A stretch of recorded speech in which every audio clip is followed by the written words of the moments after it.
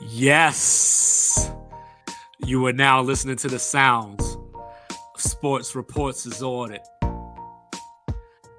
Mr. Logical You're and your boy 25. America! We got some first round NBA series to recap, some second round series to predict. On my screen, Boston 90, Philadelphia 89, no Joel Embiid playing tonight. We got Denver and Phoenix game 2 coming soon. We gonna recap the NFL draft, give y'all some of our thoughts. And then we always find our way back to Coach Prime. He always saying something that gets our attention. So, we're going to talk about how he feels about the NFL. And then I'm going to talk about how I feel about him. And then also what Mr. Shannon Sharp had to say about this. So, thanks for joining us. Like us, click, subscribe, review, all that. It's free. Yo, Mr. Logical, what's the word? Yo, we back Monday, fun-filled pack sports weekend. Like I said, we'll get to this NBA. We got hockey going on. I mean, like, it's just a good time to be a sports fan. Like, I'm looking off to my left here because I got the Sixers Celtics game. So I'm paying attention. I'm just looking over here, trying to multitask here. But yeah, like I said, Mike, let's get into it.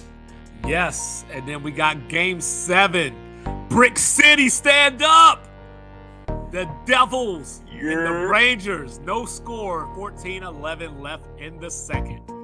Hockey is back, and the madness is here. So, Mr. Logical, we got a round of playoff games under our belts. What you got for the first round? What stood out to you?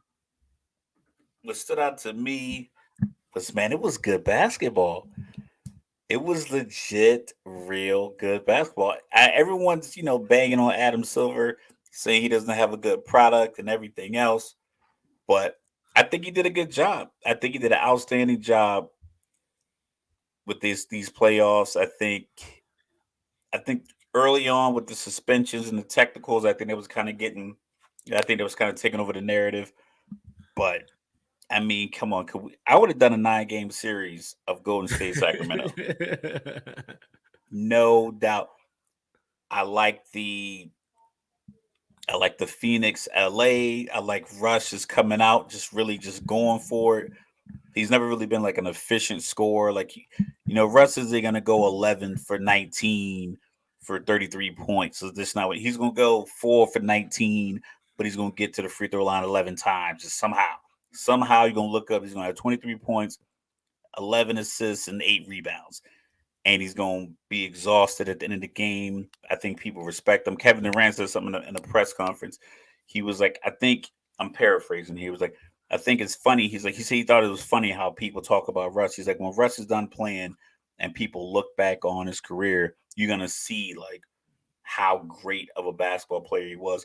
Because right now there should be a replica. There should be someone in the league, 23, 24, 25, that reminds you of Russ because of the energy level. And I can't think of a person like him. So when he's gone, like right off the bat, like think about it. Like Mikal Bridges and KD, I can see Mikal Bridges watching KD tape and putting that in his bag because they're similar with the long arms, 6'9", 6'10-ish. I can see him getting with a coach that maybe been like a personal coach to KD and doing some of the things that KD does. Yeah, when I watch Mikal Bridges shoot, I feel like that's how it would look if E. Honda shot the ball. Yo, it's crazy. He can scratch his kneecap standing straight up. I think Devin Booker and the way Kawhi Leonard play. I think Chris Paul and Kyle Lowry. I think a lot of these you could find guys with a similar kind of skill set. I think Russ is one of one, and I thought it was pretty dope. Unfortunately, with the injuries with the Clippers, I think a healthy Clippers team at this point, maybe I think they might have given Phoenix a little bit more run for their money. I think we've got another great 7-game series, like we got with the Golden State Sacramento. Steph with the 50 piece. Most ever in a game 7. 35 years old, man. I know. You 35 years old, Johnny. Like, I mean, he shouldn't be doing stuff like this. Yeah. But like I said, Sacramento Golden State was fun. I like Lakers Memphis. I didn't like the I was talking about this with my son yesterday. Dylan Brooks was just like, you didn't have to act tough. My son was like, how you figure he's acting tough? I'm like, because when they won a game, he was in the press in the locker room talking about, yeah, he old, he old, he old. I don't respect somebody till they give me 40.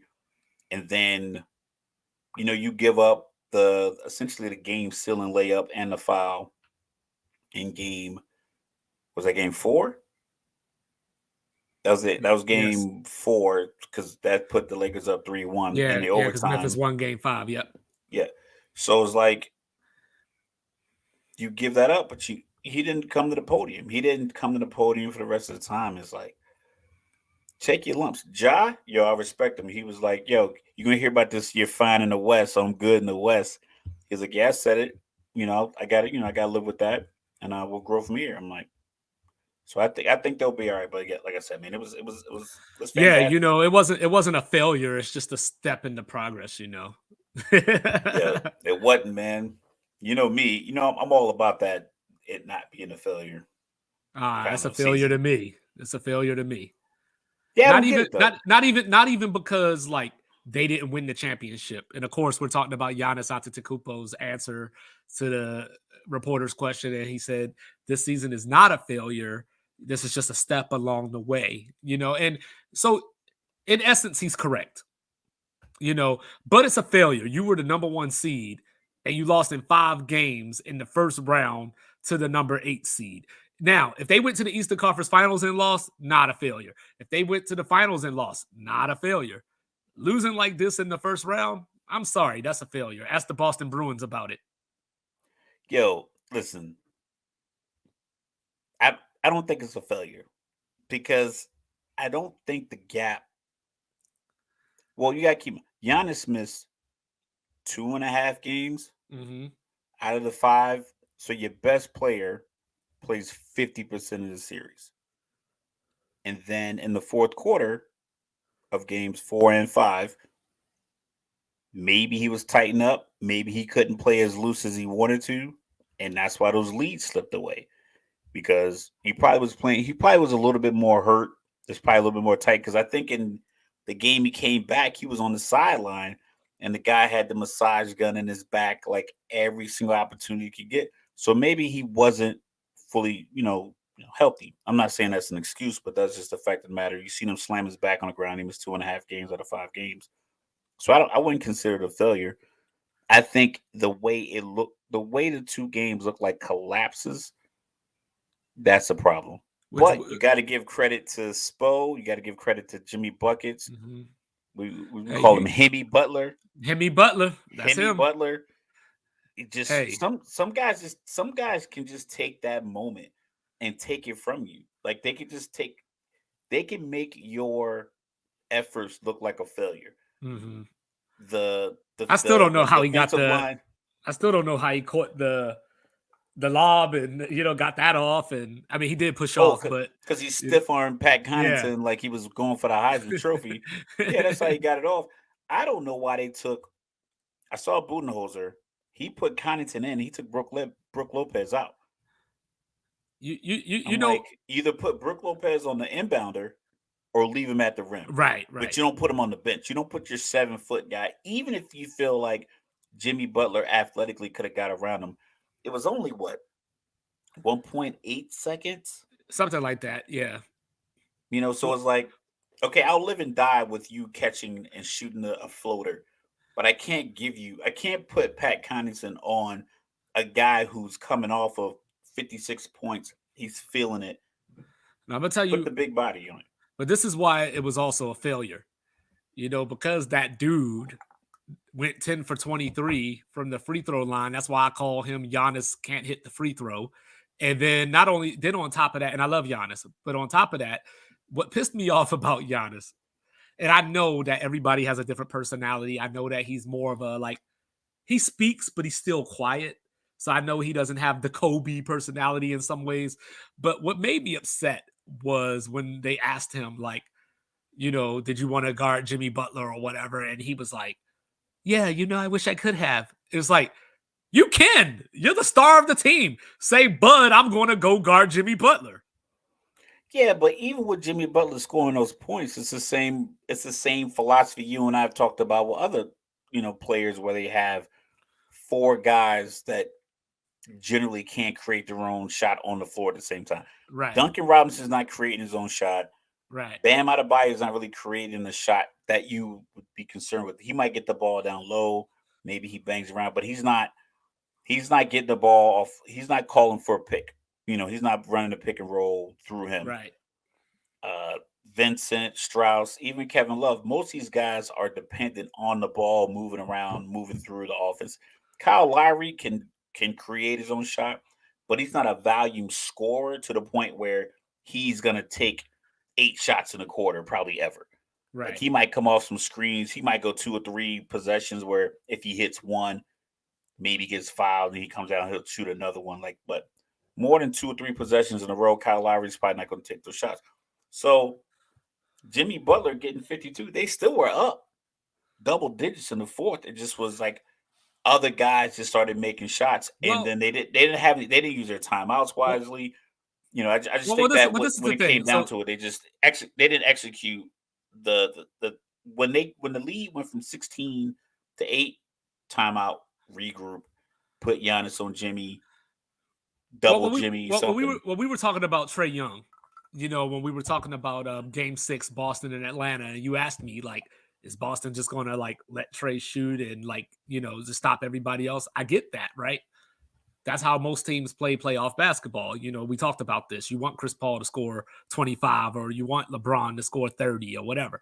We talked about that. But I think my thing about it is where I have a problem with it is like you still try to stop the person. Like, you know what I mean? Like, yeah, Trey Young might take 30 shots, but you're still defending him. You're not just saying, all right, Trey, shoot that open three. You're still defending him. So where they lost me with the Jimmy Butler thing was that they never switched anything. And I get it. Drew Holiday is like the all-world defender and all that. He's also significantly smaller than Jimmy Butler too.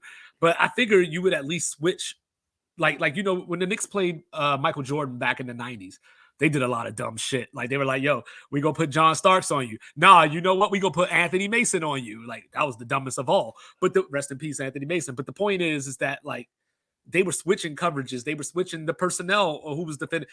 But Milwaukee never did that. So when Miami started hitting those shots to get back into the game and consequently end up taking the lead, at some point you just got to switch up what you're doing. Yeah, the execution was it wasn't championship level, but we did see this team a couple years ago win an NBA championship. So it's not as if there's a disconnect from success to the mountaintop.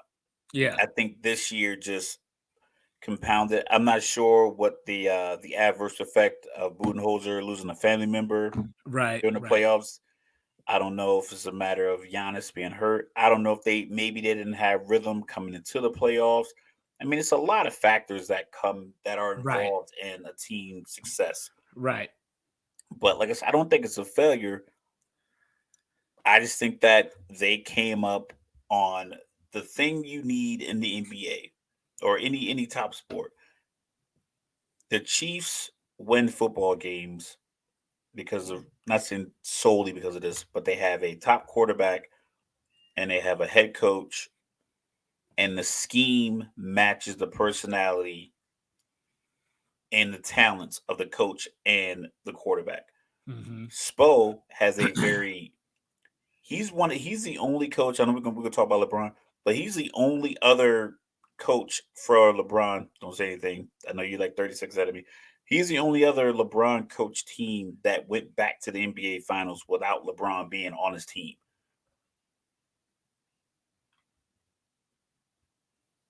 Okay. But Yeah, so oh, oh, yeah, you see it. oh. You saw it. I didn't see what happened. The nut punch. Yeah, That's what P- happened. I yeah, thought he PJ, slipped. PJ. Well, at first when I first paused, I thought it was his knee, the way he was like, the way he went down, Yeah. But on the replay, like Tucker, got him coming down the court, and then Oh, yeah, did he do? I don't think it was on Oh, purpose, but I don't know. But Marcus Smart, in our flopper, Joel Embiid is in the middle of the scrum, with his gorgeous Balenciaga hoodie. yeah, but this is what I took away from the first round, because if you know one thing about me, I'm going to give you numbers. So this is what I took away from the first round.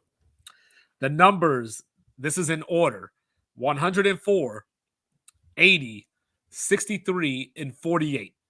So what are those numbers? Those are the number of shot attempts by the Cleveland Cavaliers in order: Donovan Mitchell, Darius Garland, Karis LeVert, and then Evan Mobley. So I mentioned the other day, I felt that they got to give Mobley some touches, even if he doesn't shoot the ball, even if he doesn't score. You just got to have an inside threat that the defense has to at least consider.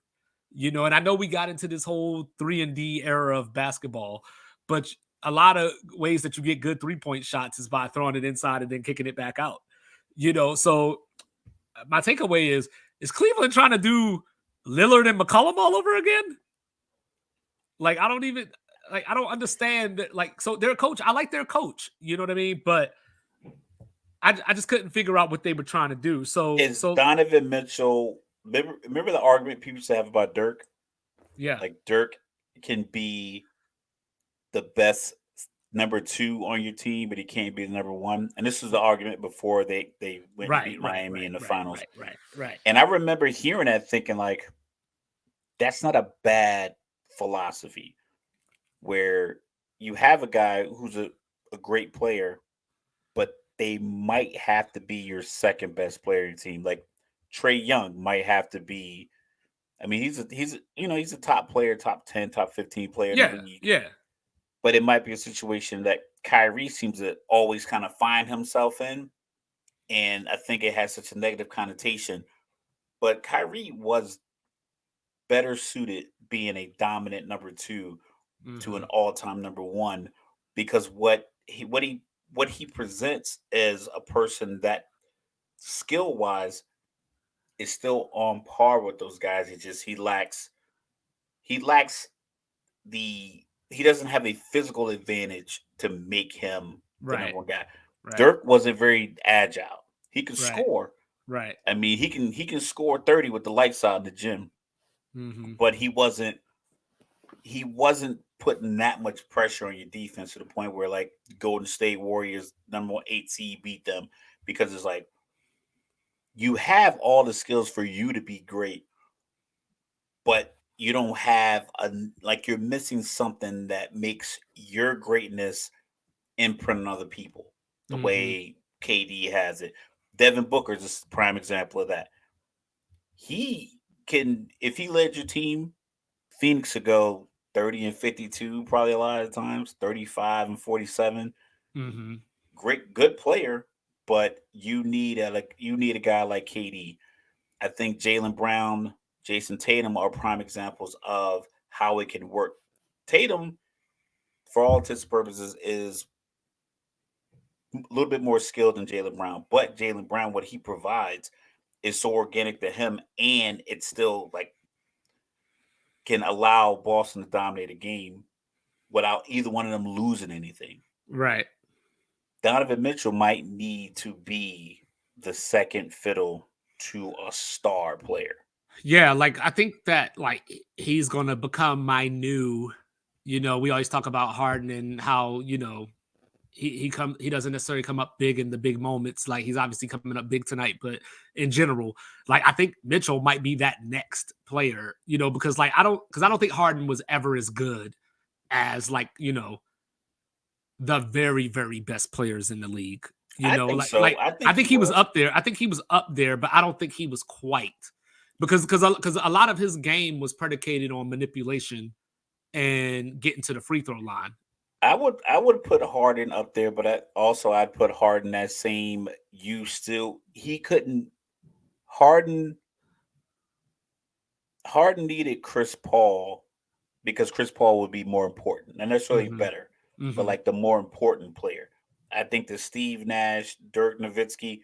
I don't know how that didn't work. I don't know how that fell They just apart. gave up on it too early.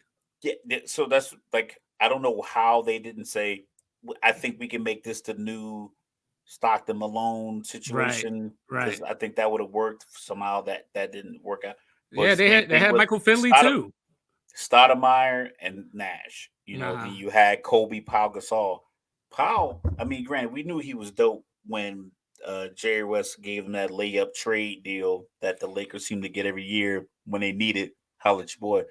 But sometimes, like Donovan Mitchell might need. I mean, he might have been. I don't know if Utah was just like, we don't want to give him what he wants, but he could have been in New York, and I think him and Julius Randle could have been two 90s that get you your A average. Mm-hmm. Sometimes you got a 97 and an 87 and you still get your A average. I think the two of them could have been 90s together and it could have worked. I could see that. But that's I think that's the Donovan Mitchell problem is that he has the he has the outbursts and talent to look like a number one guy, but he might be more CJ McCollum than Dame Lillard. And like I really like there's a lot about Just Memphis. hunting a slide on CJ. How old your boy? I know you do a There's podcast too. there's a lot on a lot that Memphis has that I like. Um One of those pieces that I really, really like is Desmond Bain. I think that he has unlimited potential. Like I think he needs to, be a little more consistent with his handle, and be more consistently aggressive, But when I look at Memphis, I was thinking to myself, like they're missing the go getter because Ja can go get you some points, or but I don't know if Ja can get you those high leverage moment buckets where you have your playoff duels from time to time, like your AI Vince Carter type deal. He has to stop trying to dunk on people Well, and that learn how too, to because shoot the he's gonna floater. break his damn leg, He's gonna break his neck. But like when I look at Desmond Bain, like I was thinking to myself, he could be Ja's Clay, except for Ja's not Steph. That's the problem. And I like Jaren Jackson, but I also feel like Jaren Jackson just leaves a lot out there. He averaged 18 and 8 in this series, but I felt like he played way below the level that I thought of him as. Because he couldn't handle AD. Like if we like I said, we talk about these sports because we've been fans our whole life. Almost 42 years old, we've been fans of the sport. But if we really think about it, I stormed the field at a Utah football game, and I remember standing behind Zane Beatles. He ended up getting drafted by the Denver Broncos, Uh-huh. and I'm 5'9", and I remember looking up at this human being with these shoulder pads on, just like, yo, this is a massive human being. Well, AD is 3, 4 more inches taller than Zane Beatles and probably Right, runs right. around 250 himself. Jaren Jackson was just working his heart out trying to defend AD, and Yeah. everything was going through AD. The refs swallowed the whistle for at least a quarter for each team in this entire, like at least once this entire series. It was like it was a couple of times where I saw LeBron and AD just slapping the hell out of Jaren Jackson's arms and elbows. The balls go flying. AD gets the rebound, fast break Austin Reeves, and somebody shooting open three in the corner. When D'Lo dropped like 31 in game six, is like, Yeah. I was like, that's a foul in another game. And I've seen a lot of times like that. But I think Steven Adams, uh, any other guy, Clark. Brandon Clark. I Hmm. think if they're available now, AD has to exhaust himself, Hmm. and who you bring in to spell AD. If you're still running Adams, Clark, and Jackson, if you can run all three of them, you got to play Tristan Thompson. Just as Hmm. another 6'9", 6'10" big, Just to have some fouls, have some just body. to have Yeah. some fouls, just to Yeah. give AD a break. Do you play LeBron at the 4 more if they have Clark on the floor and Hmm. try to get him to take Clark off the dribble? Now Clark is, but so I think Memphis is a healthy Memphis team should be your number 1 seed in the West next year. All right. So quick question before I switch real quick. So going forward, Memphis or Sacramento? I'm gonna take Memphis because Okay. I take big over jump shooter. Okay. I can live with that. And right now, real quick, just like that, Brick City with the 2 goals, so 2-0 over the Rangers. But yeah, so I was thinking Sacramento because I think that, and your argument makes sense, like, with having the bigs and having the rebounding and all that stuff, but I think Sacramento has, well, I think both teams have a really good coach. I think that, I would take De'Aaron Fox over John Morant, just me. You know, um, I think Malik Monk, even though he may not be better per se than Desmond Bain, I think he has the personality that I want Bain to have. Even though Bain might be the better player. Where Sacramento loses me is Sabonis because he runs into the Joker problem or the Rudy Gobert problem. Is that in these playoff series, you can pick on him. He should have just shot the He should jump have just shot shot it. from the free throw He line. even made a couple. I was yelling at the TV. My bad to cut you off, but it It's just all good. was infuriating me. When we were texting yesterday, you were like, "Okay, y'all gonna keep leaving Sabonis open." I'm like, "Yo, I've been telling him to shoot that shot because, like I said, I watch the games on mute, so I can just kind of watch the game and not be influenced by whatever they have to say and formulate my own opinion." Right, right, right. So me and you were talking. I put the game on, and I think within a minute of you and I texting, Sacramento gets the ball. Sabonis is standing 18 feet from the hoop, looking with Just the ball in his just doing hand, this. looking for someone to do a dribble, like a screen handoff. They Ben I'm Simmons like, him. I'm like, yo, just turn and take 2 dribbles and shoot the 14-footer. They gave you, they gave him like 7 or 8 feet, but and he did it. I think from the time that you and I text, I watched him do it 4 or 5 times where he was just literally standing in the circle behind the free throw line. And I get whatever the play is called. You call it Ohio, you can call it Chattanooga, whatever you call this play, Mike Brown in the huddle. But it's like, yo, coach, they sagged off me. They were 8 feet from the hoop. I'm 18. I'm 2 dribbles in, and I'm shooting a free throw with Well, pretty much that amount of time because he still could mhm. have done the dribble handoff if I saw him one time he had the ball at the top of the key outside the 3-point range. Yeah. He shot the three. I'm like, take 2 dribbles, get to 15 feet, and you can still do the handoff or you can shoot it just blows my mind. But my I'm bad. surprised. Like, I'm go on. surprised. I'm surprised that they didn't play Alex Lynn a little more. But I just think that Sacramento, they, like Memphis, I think is a bunch of overachievers. Like they have a lot of players that are good, but they overachieve somewhat. I think Sacramento is actually good. But I mean, we'll see going forward. But real quick, with that being said, we talked about this, earlier. So for the people, I guess we'll start it off with Warriors and Lakers because that's the one everybody cares about anyway. So who you Listen, I got? was I was gonna let you run it down. All right. Well, I picked the Grizzlies in round one because I didn't think. I just thought that they would just win. I, I I didn't. like the Lakers. I thought they would win. It's not. It's like I said. It's not a knock on the Lakers. Right, right, right, right. This series,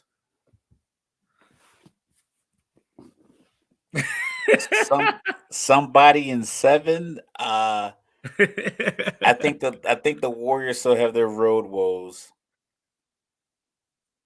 and I think.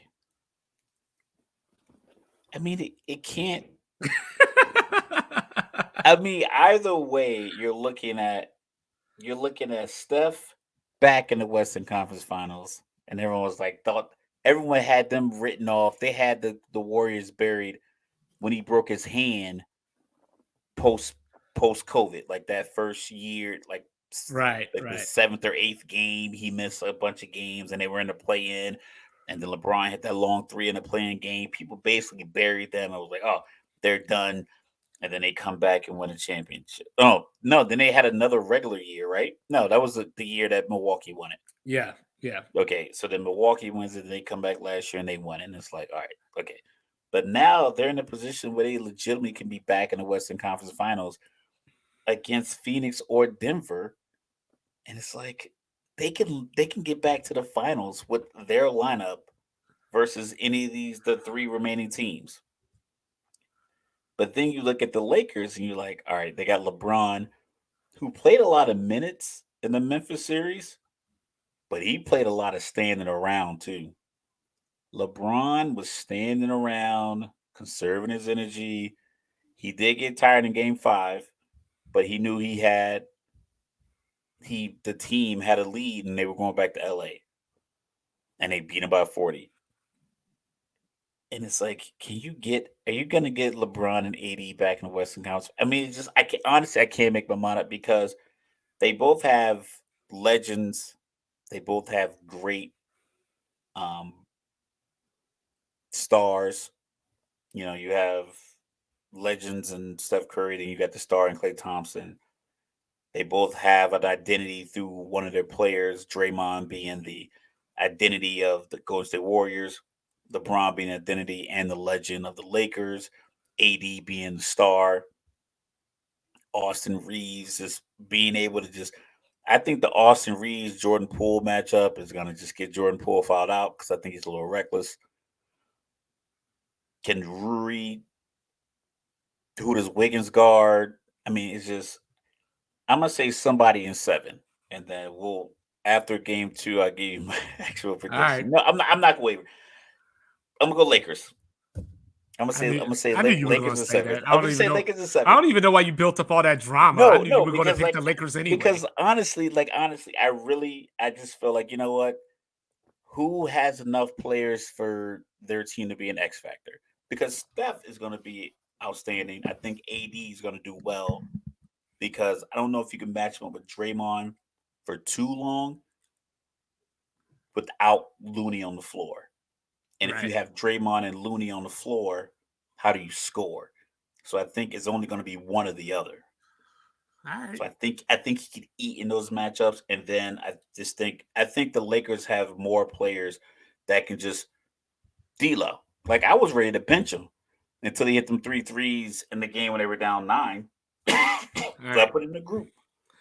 All right. So, real quick, Philadelphia is up 113 to 112 with 28.9 left. You So, serious? When I yeah. started talking, the score was 111, 107. Yeah, so we'll see what happens here for the final 28.9. Boston's going to inbound. So, I got Warriors in 7. I'm thinking 6. I'm just giving them 7 out of respect for LeBron. I'm giving them 7 because if the refs got a chance to get it to 7, they will. But this is the series where we figure out we know what Steph is. We know what Clay is. We know what Draymond brings to the table. We know what Looney brings to the table. This is the series where we find out about Golden State's young core. Turnover source pool. Looney, or I'm sorry, not Looney, Kaminga, because he didn't play much against He didn't Sacramento. play at all. Yeah, I but watched but all those games. I don't see double but I think zero, right? yeah, but I That's how think many he minutes he played. but I think he might have to play this series, just to have another body, depending on if LeBron's having one of those games, maybe he's a body you toss at LeBron or something. I think that And if he Moody, doesn't weigh 230, I think Moody is going to be, potentially important in this series. But I think the key to the series is Wiggins because he's got those 7 games under his legs now. So theoretically, he's in better shape now. His defense is going to be important, and he's got to hit the 3-point shots because he's probably the one that they're going to leave open. I feel a little more comfortable about my Lakers pick. You know what I'm saying? I know you are, but that's just because your team LeBron and all that. But No, I you know, picked against them. You know, said I picked against them. And I told you I thought they were gonna blow the lead. which is funny because I was the one that picked the Lakers. You know, like it's so weird. But anyway, but I think that what you're talking about is my issue because this is what D'Angelo Russell does. You know, he has these moments like this, Oh and man, then he disappears again. it's like you at the restaurant. You ordered the steak, and it comes out the kitchen. You think it's yours. Yeah, You just get excited, and it's like, ah, it's not it. But when yeah. he hit So, those three threes, I was like, okay. But like I said, I was ready to bench him. Like I but text you, like because me and Mike talk all the time. but I think at But I that text point, you ready to bench him before the threes. but I think at that point, like, so I was listening to Vinny Goodwill today. You know, his new I'm just show. pulling something up. You know, his new show, Ball Don't Lie, and he was talking about how everybody calls Steph a front runner, but what he thinks it is that Steph knows when the other team is wobbly, you know, and then he goes to demoralize them. And he said the same thing kind of about LeBron, where like LeBron just has this sense. And I think that's where they were with Memphis. Like they had this sense of like, you know, Dylan Brooks wasn't talking anymore. There was the one like clip that I saw where he got blocked by AD, but he was still trying to flex until he saw AD and LeBron standing there, and then he kind of turned away. You know what I mean? So I think like those little body gestures, those nonverbal, you know, cues gave the Lakers like those moments of like, oh yeah, no mas, they're done, you know, and they're not going to get that from the Warriors though. Like, you know, and of course, like the Lakers, I think to beat the Warriors are going to have to shoot at a way better clip than they're usually capable of shooting at, you know, because Real quick. yeah, What you think of Memphis pulling the starters with 7:39 left in the fourth quarter? I think that Memphis is garbage for that.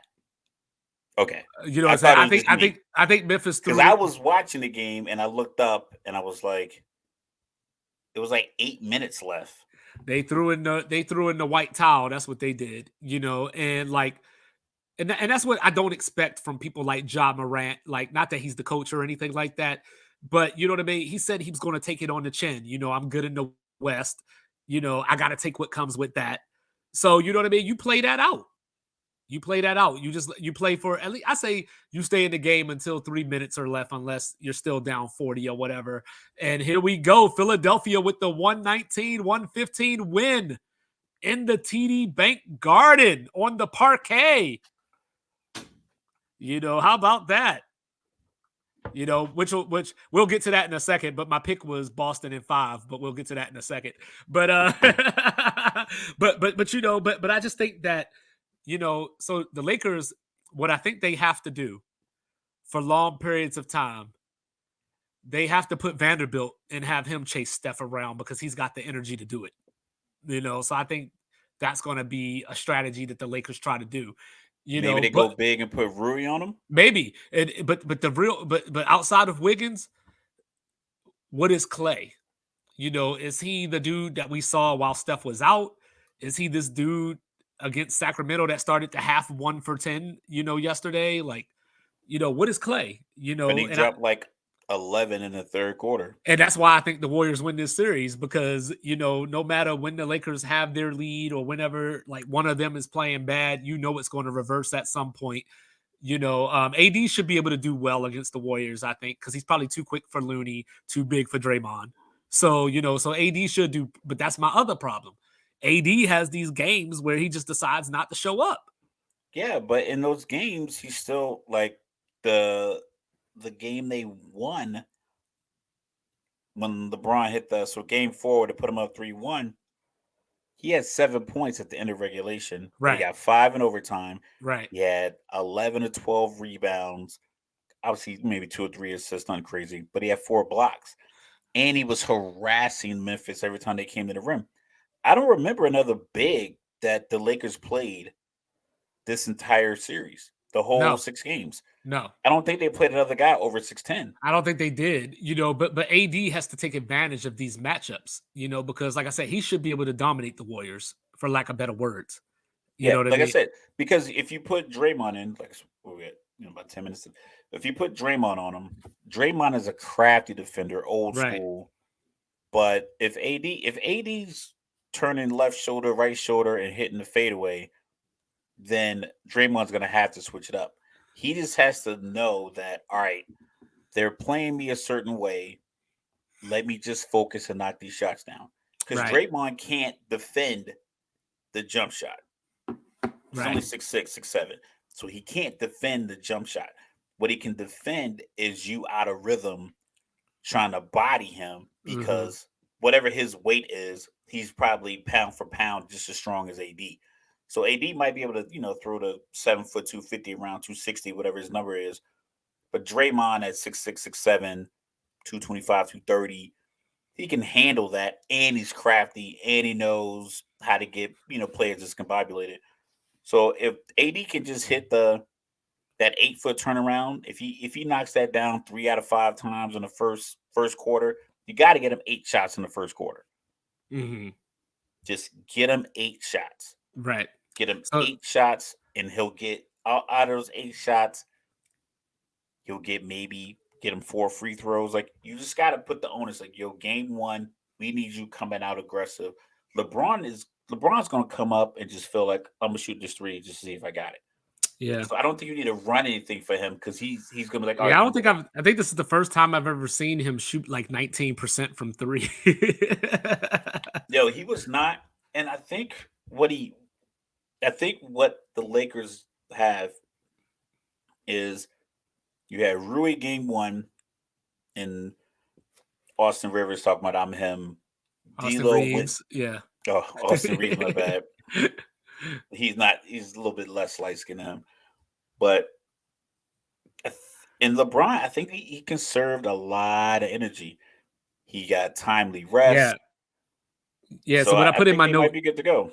Yeah, what I put in my note was we might see vintage LeBron. This might be his last hurrah, if you will, But the reason I wanted to preview that series first and go to the West is because we got the Suns and the Nuggets coming up, game two, about to start here in about 5 minutes. And before I even get to there, stand up Brick City with the 2-0 lead at the end of the end of the second period. So one period to finish off the New Yorkers. But anyway, um, I got Nuggets in 6, and I think I'm being generous by giving the Suns 2. What say you?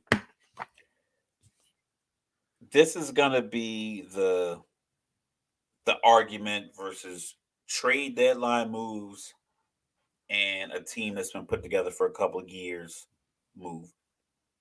I watched Denver operate and execute the pick and roll flawlessly, almost to the point where it was like they were making subconscious passes when Murray had the ball top of the key, pick and roll, Jokic sliding to the hoop, layup.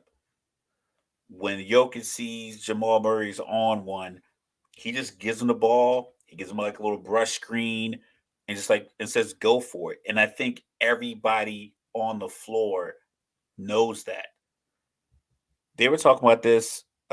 Chris Broussard and Rob Parker talked about the Phoenix Suns and KD in the first round of those games against the Clippers. And I think Nick Wright on First Things First said the same thing. There was quarters where fourth quarters where KD didn't get a shot in the last 7, 8, or 9 minutes. Yeah, I brought that up. It's a 12-minute quarter. Yeah, that was game one of the Clippers series. he did it a couple of times. They did it a couple of times where he just didn't get any shots. So it was like, did he not get any shots because he can just slim reaper, he can just fit it anywhere and score, or because they don't know okay, KD right now needs the ball, whereas Jokic in the double overtime game with Minnesota, and Jamal Murray was going bananas and Anthony Edwards was going bananas. Jokic was like, "Listen, I'm a back MVP. I'm probably about to win my third one. But Jamal's cooking right now." So he gave him the ball, set the screen, got it away. Aaron Gordon knows. Like, Aaron Gordon was bringing the ball up. So Jokic just jogged down this little, Serbian jog, get to a spot. Aaron Gordon brings the ball up. Vintage James Harden. Yeah. Aaron Gordon brings the Career ball up. James Harden with the career high 45 points in the playoffs. Tatum with 39 and 11. This could be trouble. Well, I think if Embiid comes back, I think that takes away Harden shots. But yeah, so I don't want to. I want to give Phoenix a shot, but you might. I think you have the numbers on this. Their starters play way too many minutes, so I'm gonna go with chemistry over trade deadline creativity, and I'll take Denver in 6. Yeah. So about those numbers against the Clippers, KD averaged 44 minutes per game. Booker averaged 43. Chris Paul averaged 38 and a half.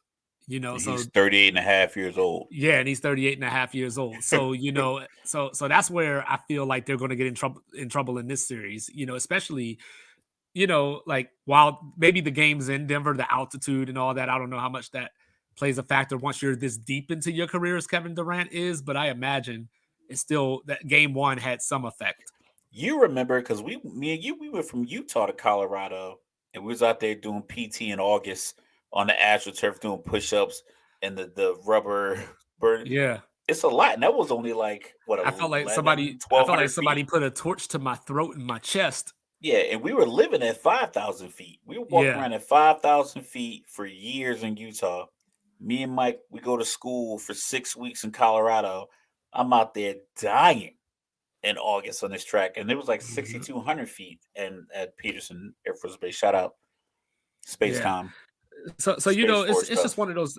It's just one of those things where I feel like they don't use enough bench, because that's already going to be an issue, and they don't use their bench. Like I would like to see Shamit get some minutes, maybe throw up 4 or 5 threes. You know what I mean? Like you got Campaign, he came in the other night at the end of the game during the garbage time, and for a second I forgot he was even on the Suns.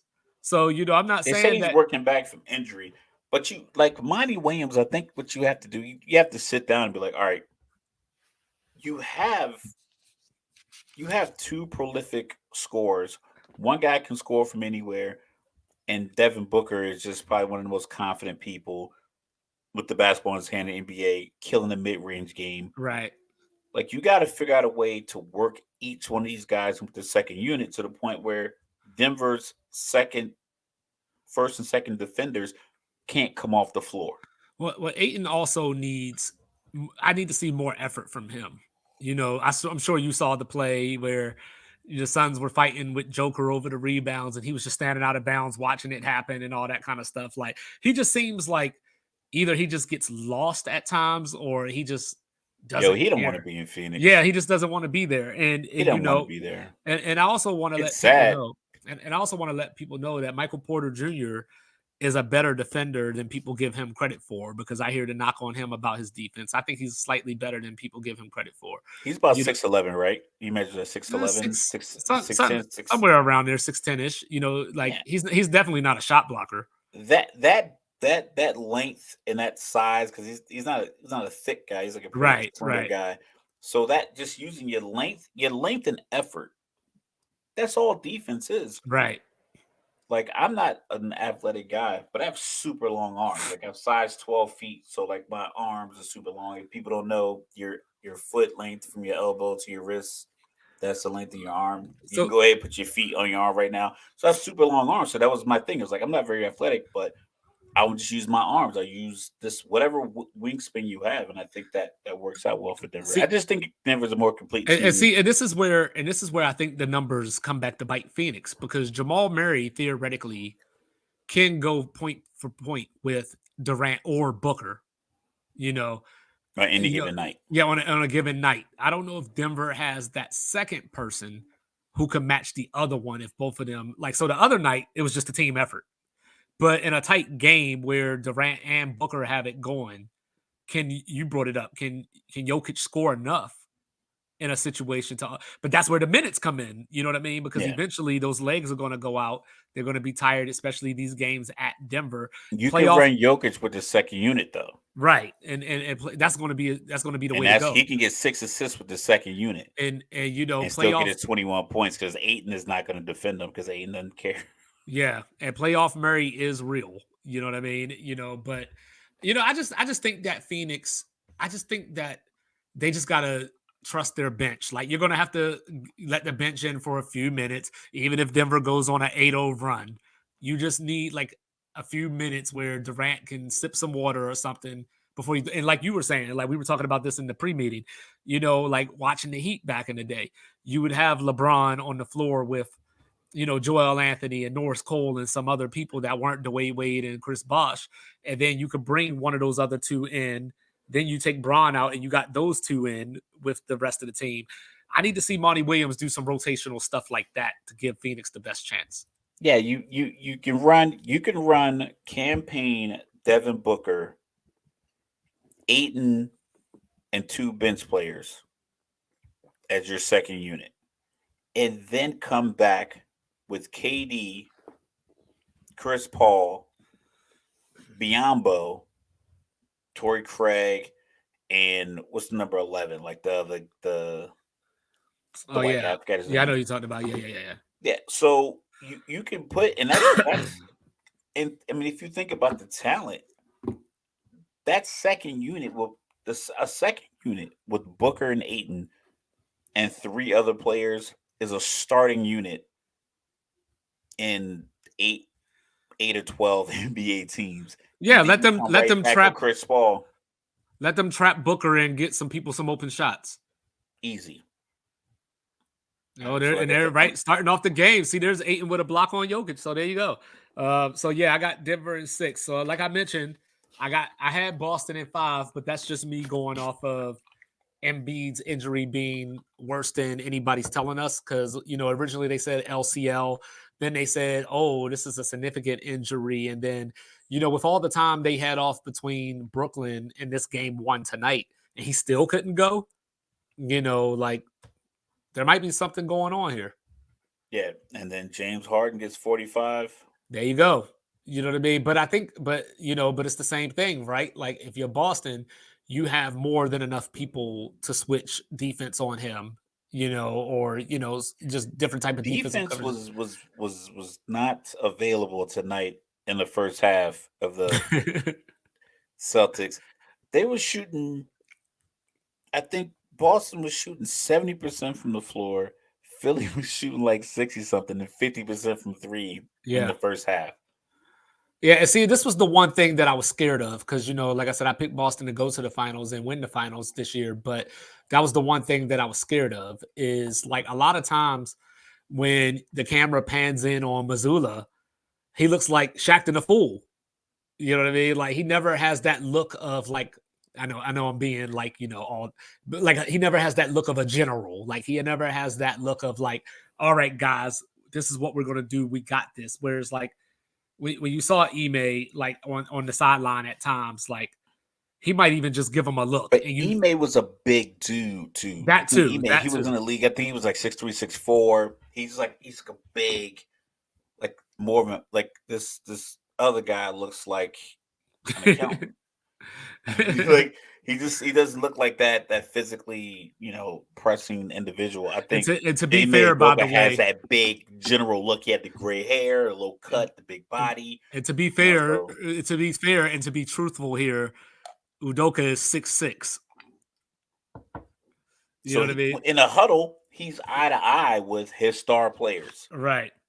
So it just kind of gives that extra level of like command that that frame and in the in the space. And see, without Embiid there, Boston should be able to get to the bucket. Like I saw, tonight in the first half, they scored 40 points in the paint in the first half, which was like their record for the season this year. So, so that stuff will be available to them. I just think that Boston, I don't think they stick to what they do. You know what I mean? Like because you have these nights where like Tatum and Brown just like for as good as they are, and as much as They we got you like love, they got him 62 points. well, I mean, as much as we love the construction of the team, sometimes in the playoffs they don't seem to have good games at the same time a lot. Well, they got you 62 points tonight. That don't mean it was good. They just got you points. You know what I It mean? was Like, Jaylen Brown doesn't take a lot of shots. He's right, not a volume shooter. Tatum right, is the guy that tends to take more of your shots. I think it's just a matter of one. NBA is one of the few sports aside from maybe soccer where you still need or football, you need a good goaltender. But the NBA, it just has some nights where one guy is just on. hmm Tonight it was in a close game. James Harden got you 45 points. They scored yeah, 119 points. He got you yeah. 45 of them. And Maxi got Last 26. last night, Steph dropped 50 out of the 120. So like Hmm. sometimes in the NBA, it could be one of those nights where a guy just gets you points. Right. Like people don't real like if you think about this, the night that Kobe scored 81 against the Raptors, I think they won by 8. Yeah, because they were down like 15 when he started. Even okay, in his last game when he dropped 60, he had 40 something when they were down by like 12 in the fourth quarter and had to get all these points. So sometimes it's just NBA games.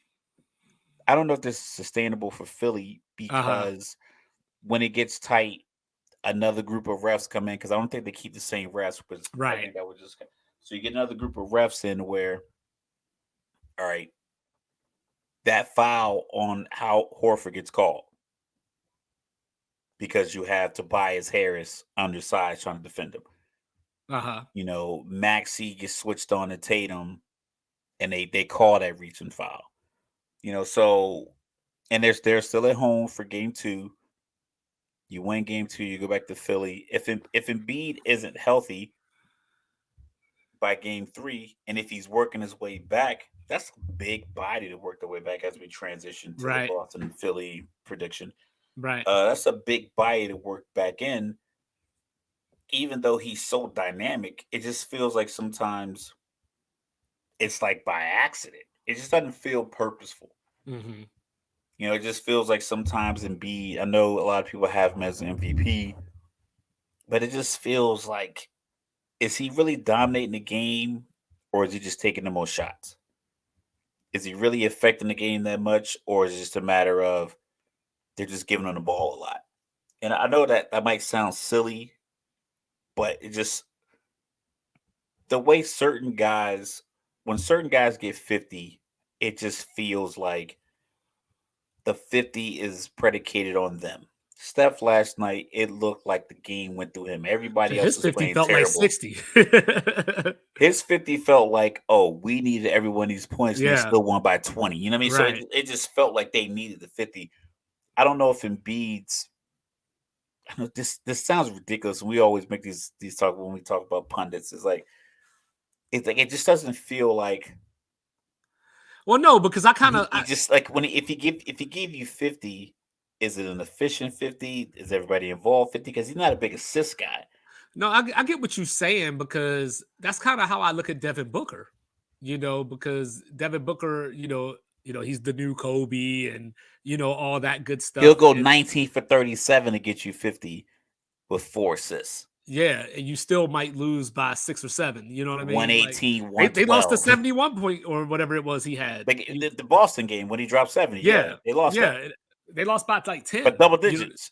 Yeah, so that's what I mean. Like Devin Booker, because I'm not on the Devin Booker train. I like It's Devin like Booker. Zach LaVine get you 50 points. Yeah, exactly. Like he's better than Zach LaVine. But yeah, it's the same type thing. Like I know Devin Booker. I know I'm supposed to say all the good things because he went to Kentucky and everything like that. But no, but that's how I look at him. I look at him as like you score, but what else do you do? Because he was the main If one. Luca gets you 50, he has 11 assists and 12 Right. rebounds. Right.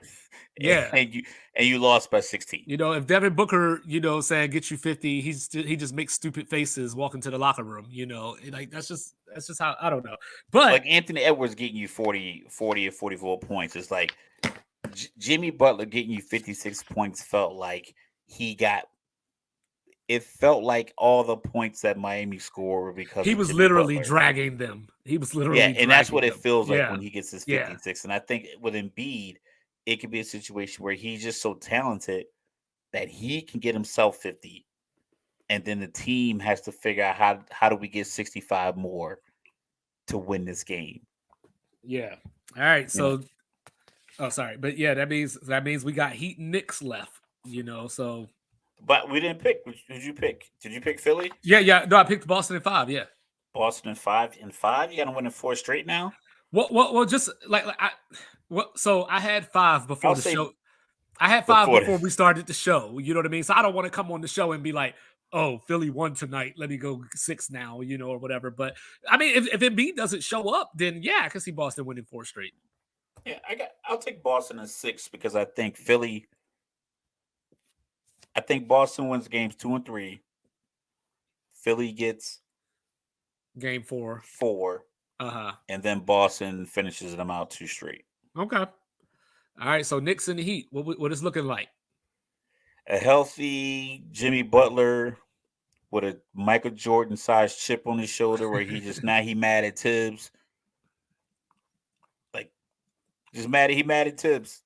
Yeah, How many years you been mad at Tibbs? I When was know. the Minnesota? When was the Minnesota years? How many years ago was that? How Oh many yeah. presidents ago was that? By the way, thank you, Jeff Teague, for sharing that story with us about Jimmy Butler. He cut the I didn't know he cut the Timberwolf out of the shirt. He said this was his chest. I I didn't know he heard just that's walked out the gym and went and found Rachel Nichols. I heard I've been looking up like trying to figure out if that's a real thing or not. But I heard that story and it's kind of cool. Like I like the fact that there's like no video evidence of a lot of these Right, old stories. right, I want to right. shout out all the NBA players, all the NFL players, all the old heads, and everybody that's getting people on TV and on these podcasts to tell these stories. I heard an interesting one with Paul Pierce and KG had Magic Johnson on the show, and Paul Pierce talked about how they were playing the game to 7, and he defended Magic, and they got the ball and scored. And Magic, no, that's a foul. Bring that back. Like it just, and Magic started laughing, like he knew. He's like, I can't let this young boy beat me. Yeah. Like shout out to all the NBA players: I know. I Draymond love. I Green, love my Paul favorite. Pierce. I think my favorite story, even though I wasn't a big Jordan fan, I think my favorite story was him walking into the Hawks locker room and going, "Who's guarding me tonight?" And then when they told him, he was like, "Oh, that's 50." Just Isaiah Thomas talking about. We gonna get off on a tangent, but like Isaiah Thomas, I saw one today. He said because I heard about this Larry Bird. Yeah. You can't if you don't put if you put a white guy on me, it's disrespectful. I've heard like rumblings of the story and like the out of it, but I saw a clip today. Isaiah Thomas said that they're both from Indiana. He said Larry Bird walked up to him at a half court. They used to call him Cheesy. He's like, Cheesy, who's guarding me tonight? And it was like two white guys and Bill Laimbeer. And Steven Jackson, like, I never heard of two of those guys. And then Isaiah Thomas was like, right? So he said he looked up and Larry Bird was like, so who's guarding me tonight? He was like, oh, we're going to put so-and-so and play so-and-so. And he said Larry Bird looked at him and said, you ain't got no brothers? So, like, I've heard that story a lot, like, just, Yeah. like, bits of it, but it was kind of funny to hear. Yeah. But the Jimmy Butler, this what he does, Jimmy Butler does what you expected Carmelo, Kobe, LeBron, T Mac, And what Paul Pierce act like he did. Paul Pierce, like all these legends. Jimmy Butler does what those guys like the allure of them, like the Jordan Right. allure. Right. Jimmy Butler, he does it. I mean, in the bubble, he exhausted himself. I think if he could have got somebody else to just chip in 20 at any given point, it might have been a 7-game series, Yeah. and it might be different because he was exhausted after those 45-point triple doubles. Uh-huh. But I think a breathing, not even gonna say healthy, a breathing Jimmy Butler is gonna take an 8 seed to the Eastern Conference Finals. It's not a knock against the Knicks. I'm Right. just like, why am I picking against Jimmy Butler? No, I agree. I got Miami in 6. I don't know where I keep landing on 6, but I got 6. But Because it just, six is an easy you pick know, because you don't want to say a sweep or a 5. I'm gonna say Heat in. No, I'm gonna say 6. Yeah, I would Who's go up, Heat. friend? Yeah, I would Who's go up, Heat in friend? 6. But it just depends. Like you said, like is Jimmy Butler going to be gimpy? Like how does that look? When is Julius Randle coming back? How's that going to look? Because Julius Randle re-aggravated the ankle that he hurt at the end of the regular season, and he missed the last 3 games of the regular season. And then here we are again. So if we get Jimmy and Julius Randle healthy, I'm gonna keep it Heat and 6. If we get Randall and Butler misses a game or two, then that might switch to Knicks and 6. So it just depends. But for right now, just for like purposes of holding myself accountable, I'm gonna go Heat and 6. And so we'll see how that looks. This is it. The Knicks. Miami cannot win this series with Bam Adebayo playing the way that he did against Milwaukee. And what scares me about Miami in this series is that they shot 50% from 3 against Milwaukee. That's got to creep back at some point. So so maybe that could be the thing. But They started out poorly from 3 yesterday against the Knicks, yes, and I went. The score was, I believe it was like 59-50 at some point. Knicks were up. I'm doing some laundry, clean up, get some food together, come back, heat up 6. I'm like, what happened? I'm just happy to see Kevin Love playing meaningful basketball games again. Yo, But do we talk about this? How many dudes fouled out in that Milwaukee Miami game and they still won? yeah, Lowry fouled Bam out, Adebayo, Bam fouled out, and Kevin Love Kevin fouled Love out, fouled out. Yeah, and they still won. Like, okay, I because just want to because shout that out. because Giannis can't hit the free throw. Yo, I But mean, it was. but speaking of hits, NFL draft was last week. Of course, we came to you with the first round coverage, showing that we are the Iron Men that we say we are. So 4 hours, no yes. breaks. So Bret Hart and Shawn Michaels move over. Triple H and The Rock move over. MJF and Daniel Bryan move over. We're the Iron Men.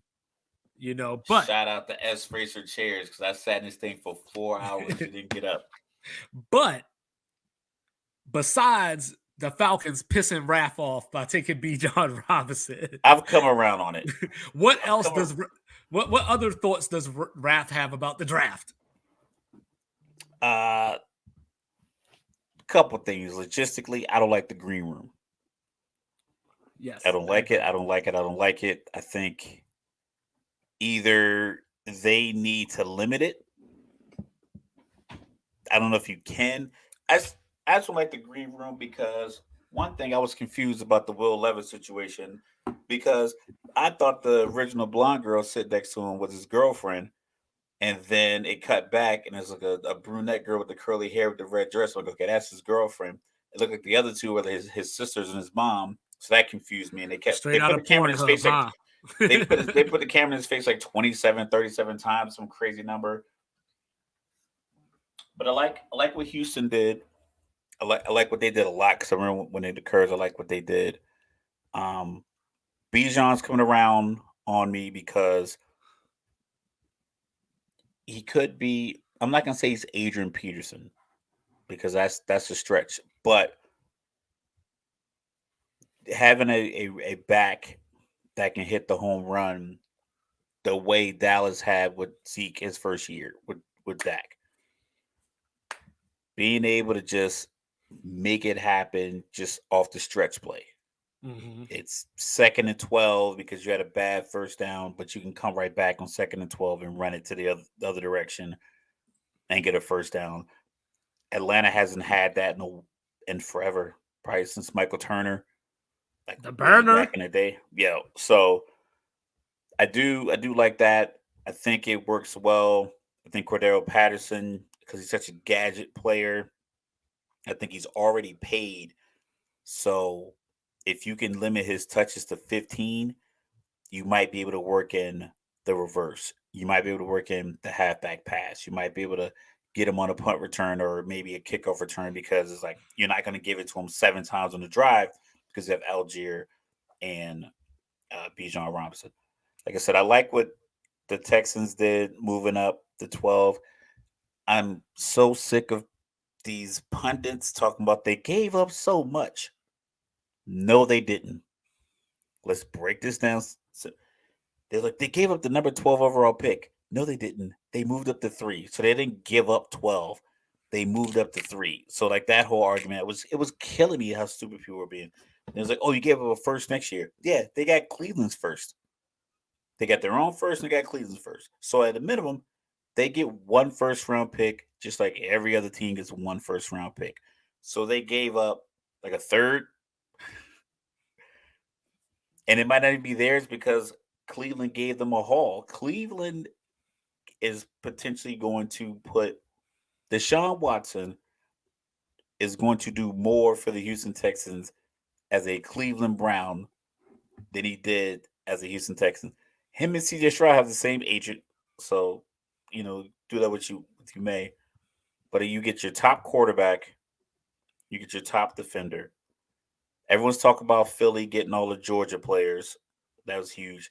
Atlanta got a player out of Alabama that was a safety at 6'5", 203. And I was like, 6'5", 203.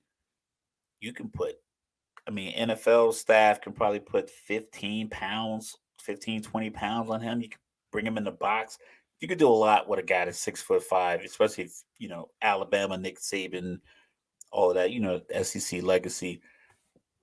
I like what Pittsburgh did. They're super consistent. I like what Baltimore did, signing the deal before the draft, getting Lamar in the books, getting another wide receiver that can run routes. I like what. Who else? Somebody else had a little bit of impact on me. I like what Tennessee did, grabbing Will Levis in the second round, moving up to do that. I just like the teams that moved up. Granted, a lot of people reached. I think I didn't like the Bears move, getting the offensive lineman that early when they could have just probably gotten the best defensive player on the board. Jalen Carter or something. I don't know. I think was he gone? No, he went to Philly. He went to Philly after Chicago. So I think they could have made a better play.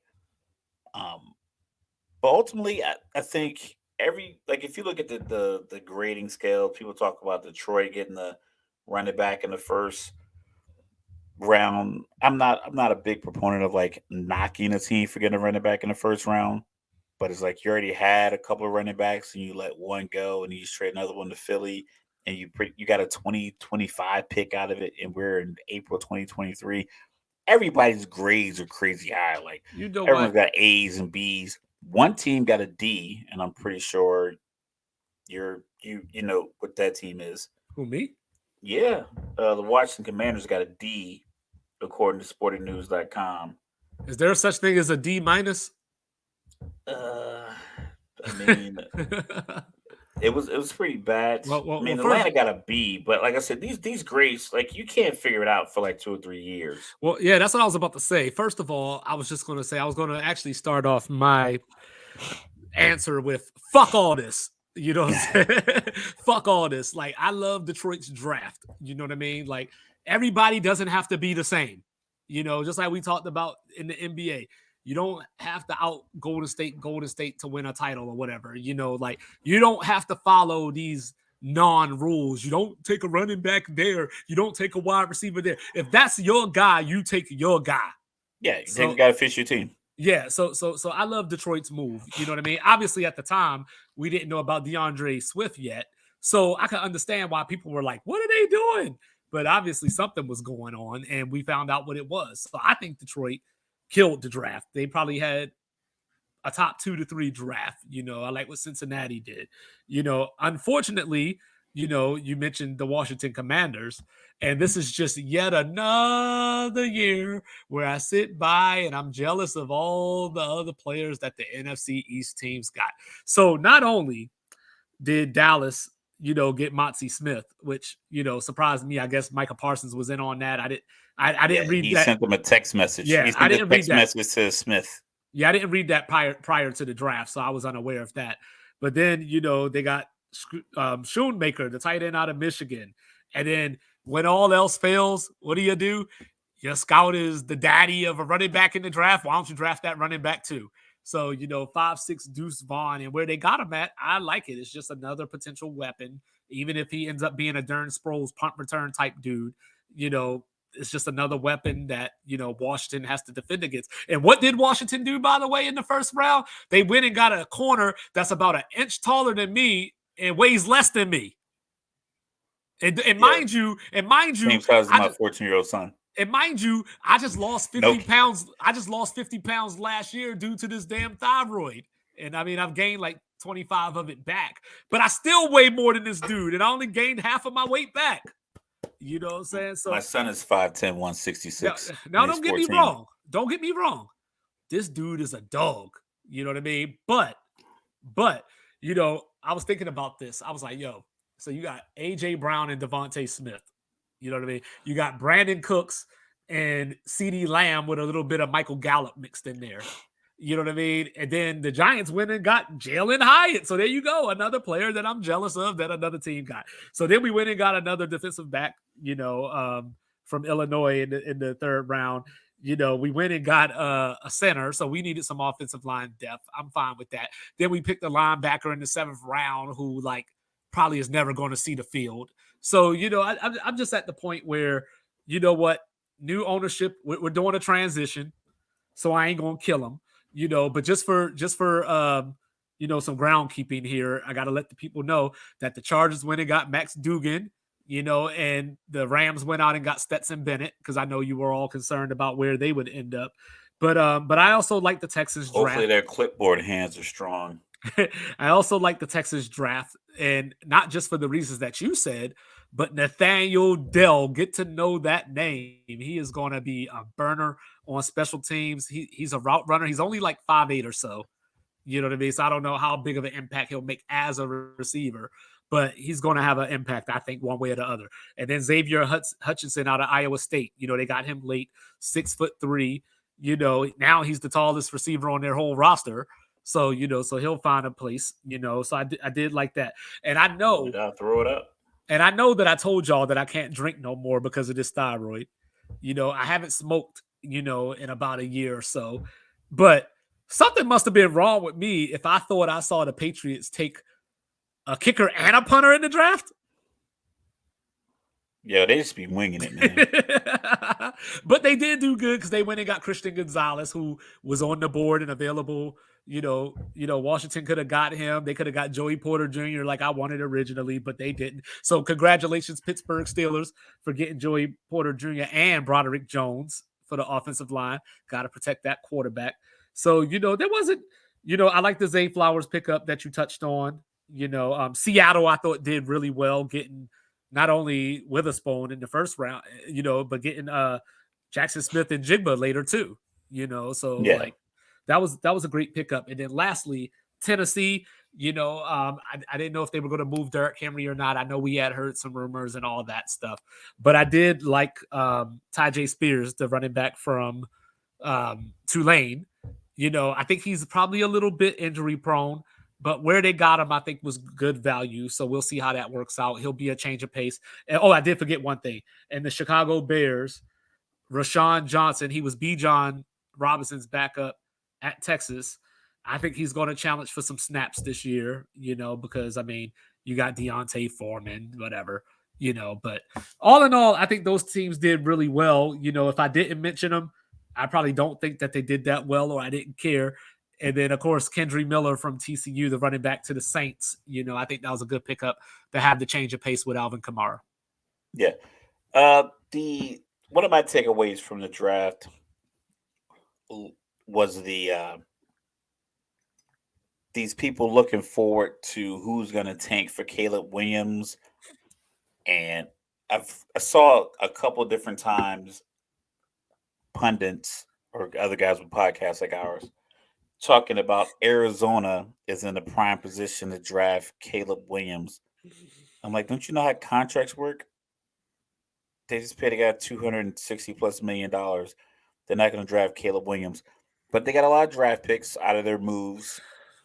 They just be talking. And this notion that teams are going to tank, like you have a 53-man roster. I think 45 men going to the game on Sunday. practice squad, you got assistant coaches, GMs, assistant GMs. You have so many people whose lives are predicated Mm-hmm. on wins and losses. There's Mm-hmm. no way in hell you're going to go into a season saying, we're going to do poorly so we can get this guy that's playing college football next year to come save our team. I've had, Another small dude. yeah, I had two of my sons that played football and immediately went from football to wrestling right after the season's over.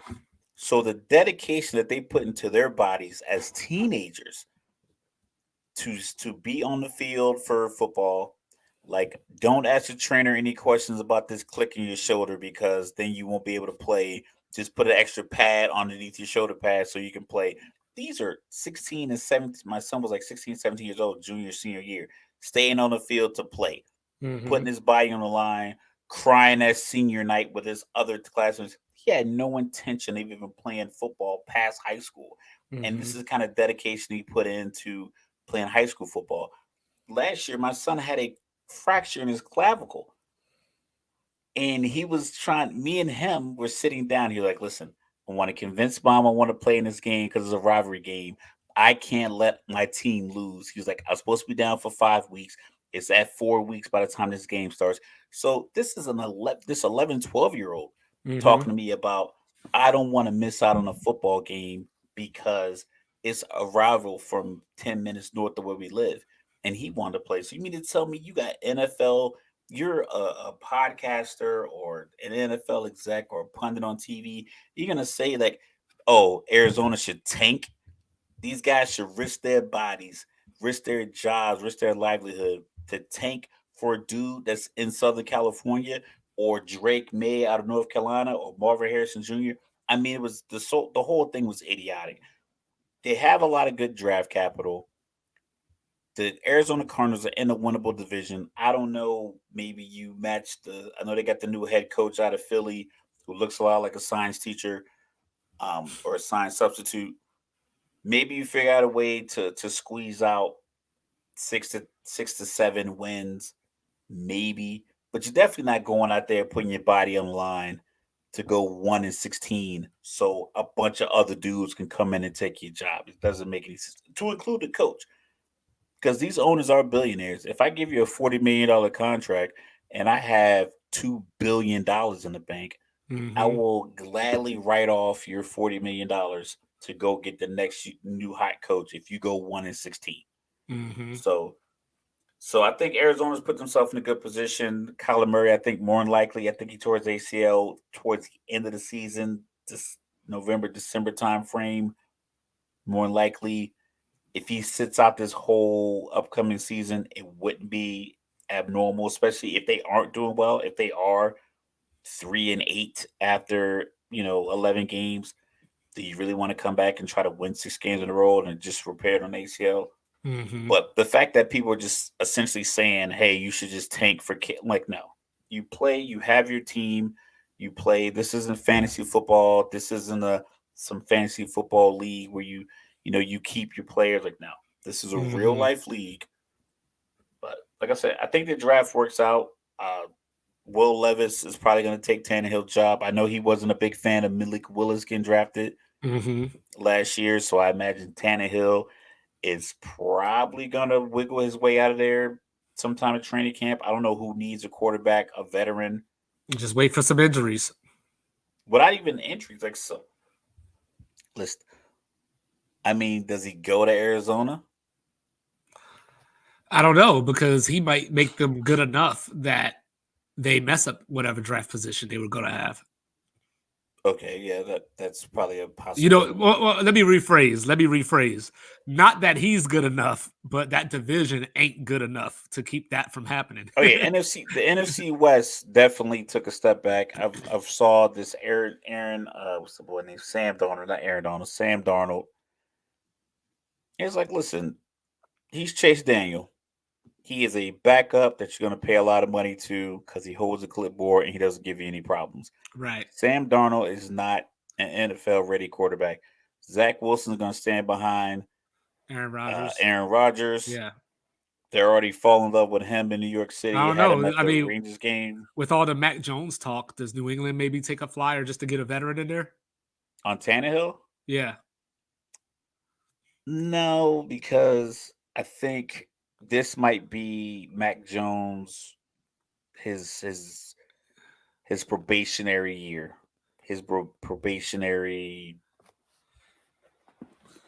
Trying to think what's the word I'm looking for, like audition year. Like Yeah, his make it or you're break it year. auditioning, you're auditioning for this title going Right. forward. Is this the year? Because you got him a real offensive coordinator. I don't know what Bill was thinking. Matt Patricia was a defensive coordinator for you as a defensive genius, and you knew you put the whole plan in place. So you knew he wasn't giving you information. He was just retaining what you taught Right. him. Right. So he leaves, goes to Detroit, and he's terrible. And then you bring him Mhm. back and like, listen, I want you to call plays. Like, what plays you want me to call? All those plays that worked on your defense in Yeah. Detroit, call those and see if Mac can do it. Like, all right, we're gonna just run bubble screens. Bubble screens. They ran like 3 bubble screens Who's one day, Kansas and City backup these days? Did Hitty retire? I think they got Blaine Gabbert. Oh yeah, that's right. Yeah, that's right. That's Yeah, right. Red, they got Blaine Gabbert. So that's a good move. All right. All right. But I just want to let everybody know one more time. I just gotta say it one more time. Brick City, stand up with the 4-0 lead with a minute 45 left in the game. So, for all intents and purposes, the New Jersey Devils will be matching up with the Carolina Hurricanes in the next round of the NHL playoffs. We got Denver 24-21 early in the second quarter over Phoenix, and both teams are shooting terrible. You Yeah, know, that's awful. That's yeah, awful score. yeah. So, Blame on but altitude. yeah, you're blaming the altitude, but who you blaming for these HBCU players not getting drafted? I'm blaming just logistics. I'm just blaming, like, we talked about in our pre-meeting. If I'm a scout, I don't need to go. I don't need to go to multiple HBCUs to look at players, even if that player is good. Because after the first, second round, halfway through the second round, what you're getting are, we'll say the first 2 rounds. First 2 rounds, you're getting 60 of the best players available, 64, give or take. And after the third round, you kind of just, maybe you get a sleeper. That's when the sleepers start, that term sleepers or the best steals, because no one knows exactly what it's going to be. When you saw Von Miller, you knew he was the number 2 overall pick. When you saw Cam Newton, you knew he was the number 1 overall pick. When you saw Andrew Luck, when you see Lamar Jackson, when you see even Geno Smith to that effect, some of these guys just pop. But most of these guys pop at either the same conference or the same school. So if you were a scout and it's like, okay, I can go to the SWAC championship down south, or I can go to the SEC championship, where it's Georgia versus Alabama. Those 160 players on each side, we'll call it 40 draft eligible. You probably have 8 to 12 of the top 60 players in the upcoming draft on that field. I think it was a stat where I saw the LSU Alabama championship game where it was like, when they play that game, they're like 9-3, and then they match up again in the championship Yeah, game. yeah, yeah. LSU won 9-6 in Tuscaloosa, and then Alabama beat them 21-0 in New Orleans in the Yeah, title game. it was something like 28 to 30 players in that game were were in the NFL over the next couple of years. Yeah. So I think the HBCUs, they don't get a lot of exposure. They don't have the TV deal. They probably are. They're definitely way. They get less funding than an Illinois or Nebraska or Washington or even Idaho, for that matter. Definitely Utah or Arizona, when these Pac-12 schools. So they're gonna get underfunded. They don't have a big TV deal, and the talent you have there at your skill positions probably is comparable to what you get at Tennessee. There's Hmm. probably wide receivers that run routes with the same amount of speed and technical skills as Zay Flowers or Jalen Hyatt or Hmm. Jackson Smith and Jigma at an HBCU, but he's not in a pro style offense, or Mm-hmm. he's not on TV, or he doesn't have a pro ready quarterback throwing the ball, so he might only have 40 receptions because the ball's coming out late. Right. So if you're not down there for the game, which most HBCUs are between like Maryland, South, and then you go west. As far as west is Texas, Mm-hmm. I think that's kind of like the extent. Like I don't think there's any west of Texas. So if I'm already down there, I'm just go to Texas A&M. I'm gonna go to Arkansas. We'll go to Ole Miss. We'll go to LSU. We'll go to Mississippi State. I'm not. I might not. I might be able to as a scout or Mm-hmm. as a financial person sending people out on the road. I might be able to get you to HBCU Southern versus Jackson State or Grambling versus Southern, one of these marquee Bayou games, Classic, baby. the Bayou Classic. But other than that, I can just get.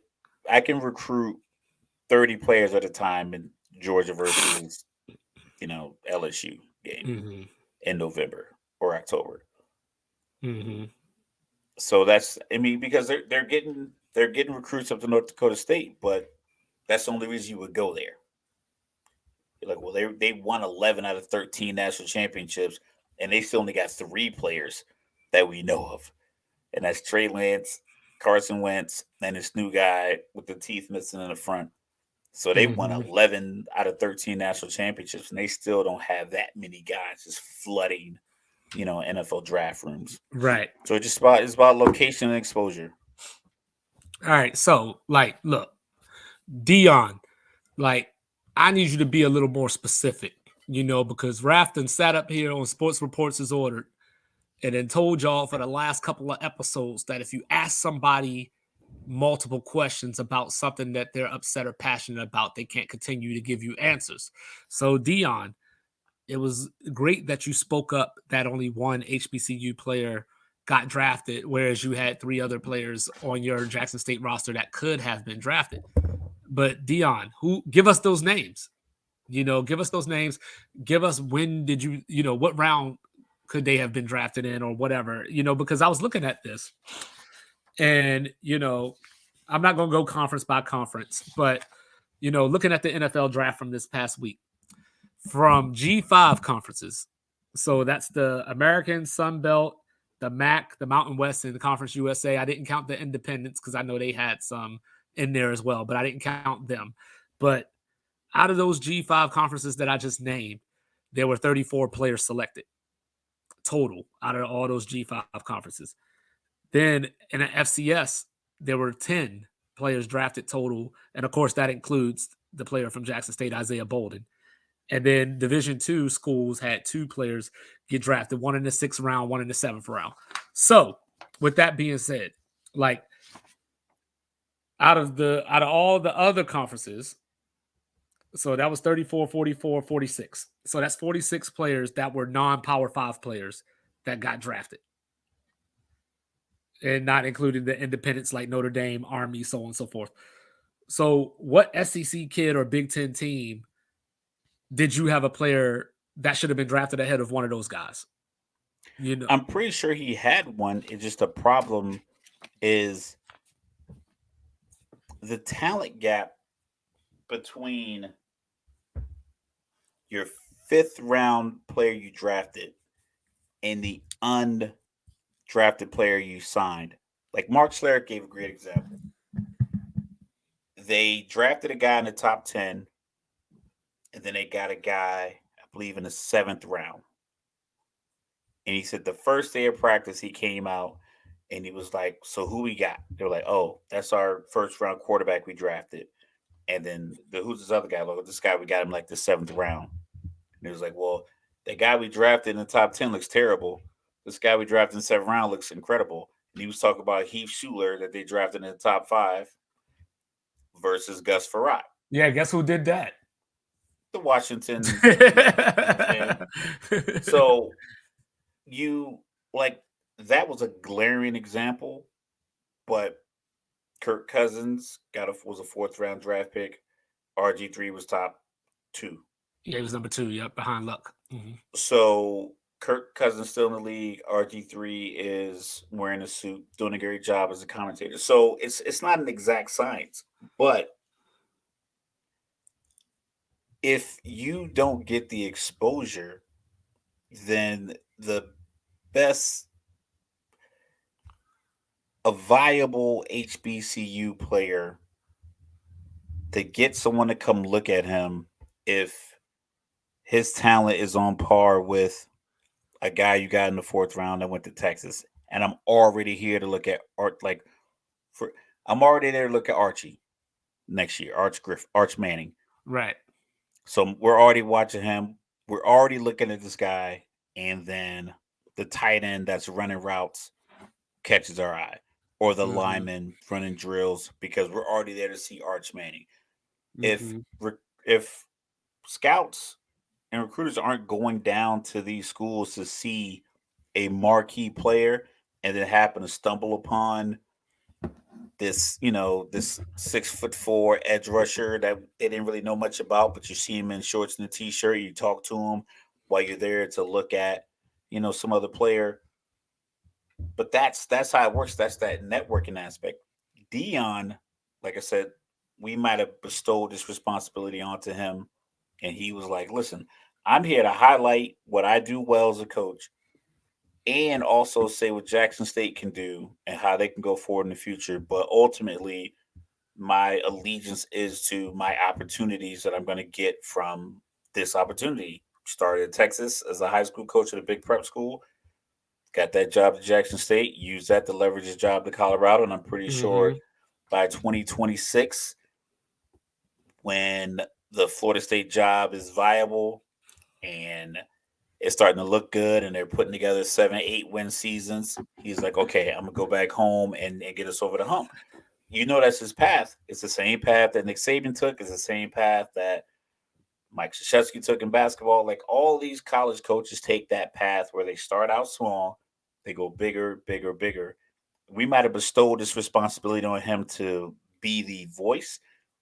And I think what he's trying to do is trying to highlight, like, yo, check out these schools, but the infrastructure has to be in place for to galvanize these people to go down and watch these games. Yeah, and that's where the truth is always somewhere in the middle. You know what I mean? My side, your side, and the truth. Because, Yeah, and not even saying that we're both lying or like trying to manipulate, but different people view things different ways. So, like Dion, made his statement. And then, I caught a clip of Shannon Sharp saying how the NFL doesn't care where you're from or what color you are. They just want the best talent out there. That sounds correct to me. But then where he messed it up is what he said, this ain't affirmative action. Like for one, totally unnecessary. For two, totally off base. And for three, where the hell you going with that? I say that to say, competition matters. So, why are you going to Texas? Because they play in Oklahoma.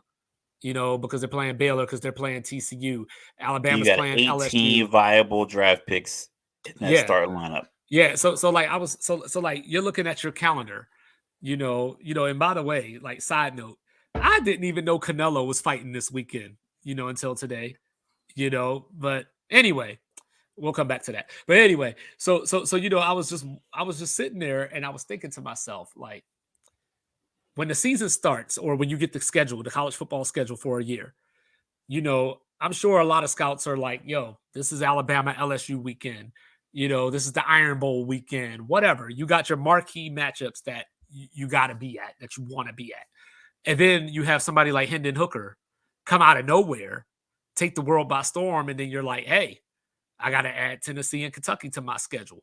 So I say that to say, when I look at the HBCUs, the conference champion is ineligible for the FCS playoffs because they play the Celebration Bowl to determine the black national champion. But other teams from the HBCU conferences, so the MEAC and the SWAC, can send at-large teams, if they're selected. So you're already starting off wrong because you're not even sending your best team to the playoff. Now, you can't tell me that a Jackson State, North Dakota State game wouldn't have done numbers, especially if it was a playoff game. The HBCUs are beholden to their classics. And usually, whether it's football or basketball, the HBCU conferences, SWAC, MEAC, are always at the bottom, and we could get into the reasons why that is, but the fact is they're at the bottom. And these football teams, they just play each other all season. They play their conference, and then they usually have some kind of classic out of conference that they play against each other. South Carolina State, Florida A&M, people playing Tennessee State, who's in the Ohio Valley, so on and so forth. You know what I mean? So we don't get to generally see Norfolk State play against William and Mary, or you don't get to see And they're Southern. like 45 minutes apart. Right, and they're 45 minutes apart. Or you might get a school like Grambling go play a body bag game against a Pac-12 school or Big 12 school or whatever, so they can get the $1 million, $2 million payday. But they're gonna spend $750,000 getting the players to the game. Right, but how am I supposed to scout you, while you're losing 56-0? Because you're probably being outclassed. You're probably being outcoached, out toughed, all those cliches. It's just the trenches. Dion said it in an interview because Dion's going to be the catalyst for this for the next couple of years because everything is kind of transparent at Colorado. Um, we all know Dion's personality. Like I said 1,000 times, he's the reason that I'm a fan of the Falcons here. Oh, he conned you too, huh? Literally, the high stepping through the smoke with the. I was like, this is it. This is my guy. Like Yeah. I'm following this team, and I've been following them for over 30 years because of it. Right. But what he mentioned was we don't. They asked him if he would play like a game, like an Alabama game, one of those games where I think Georgia State beat someone recently. I forgot who it was. They paid. I think it was an SEC school, maybe Kentucky. Right. I don't know if it was last season or season before, but Georgia State ended up beating them. It's like, yo, you paid us $3 million for us to come beat you. Yeah. Dion said, listen, he's like, we're not ready for that yet because we don't have the big boys up front. They don't have the trench play. You can't block the 300 pounders. We don't have 300 pounders to block. We don't have 300-pound defensive linemen to beat their 300-pound offensive linemen. And we don't have 300-pound offensive linemen to block their 300-pound defensive linemen. So they're just at a disadvantage in that case with their own actual recruiting. So that lends itself more to why these guys aren't being drafted. Mm-hmm. I think the best case scenario is the way they have used leverage to establish a black national champion, the classics, the way, they negotiated deals to play their games in the Georgia Dome and Superdome or any one of these big domes down south. They might need to come to the table in next NFLPA collective bargaining and somehow introduce a HBCU supplemental draft that runs concurrently with the undrafted player, and like the NFL teams get 4 more roster spots. So that's 4 more spots over 32 teams. So if my math is right, that's somewhere around like 136. That math is right. Somewhere in that range, 138, 136, something like that. We'll figure the math out later.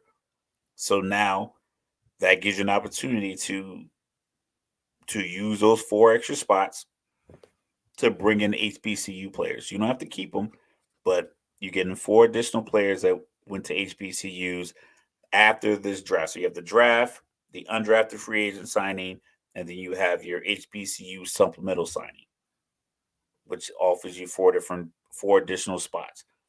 Something like that has happened because other than that, you're gonna have to show up to NFL camps as an individual because your team isn't going to be more impressive.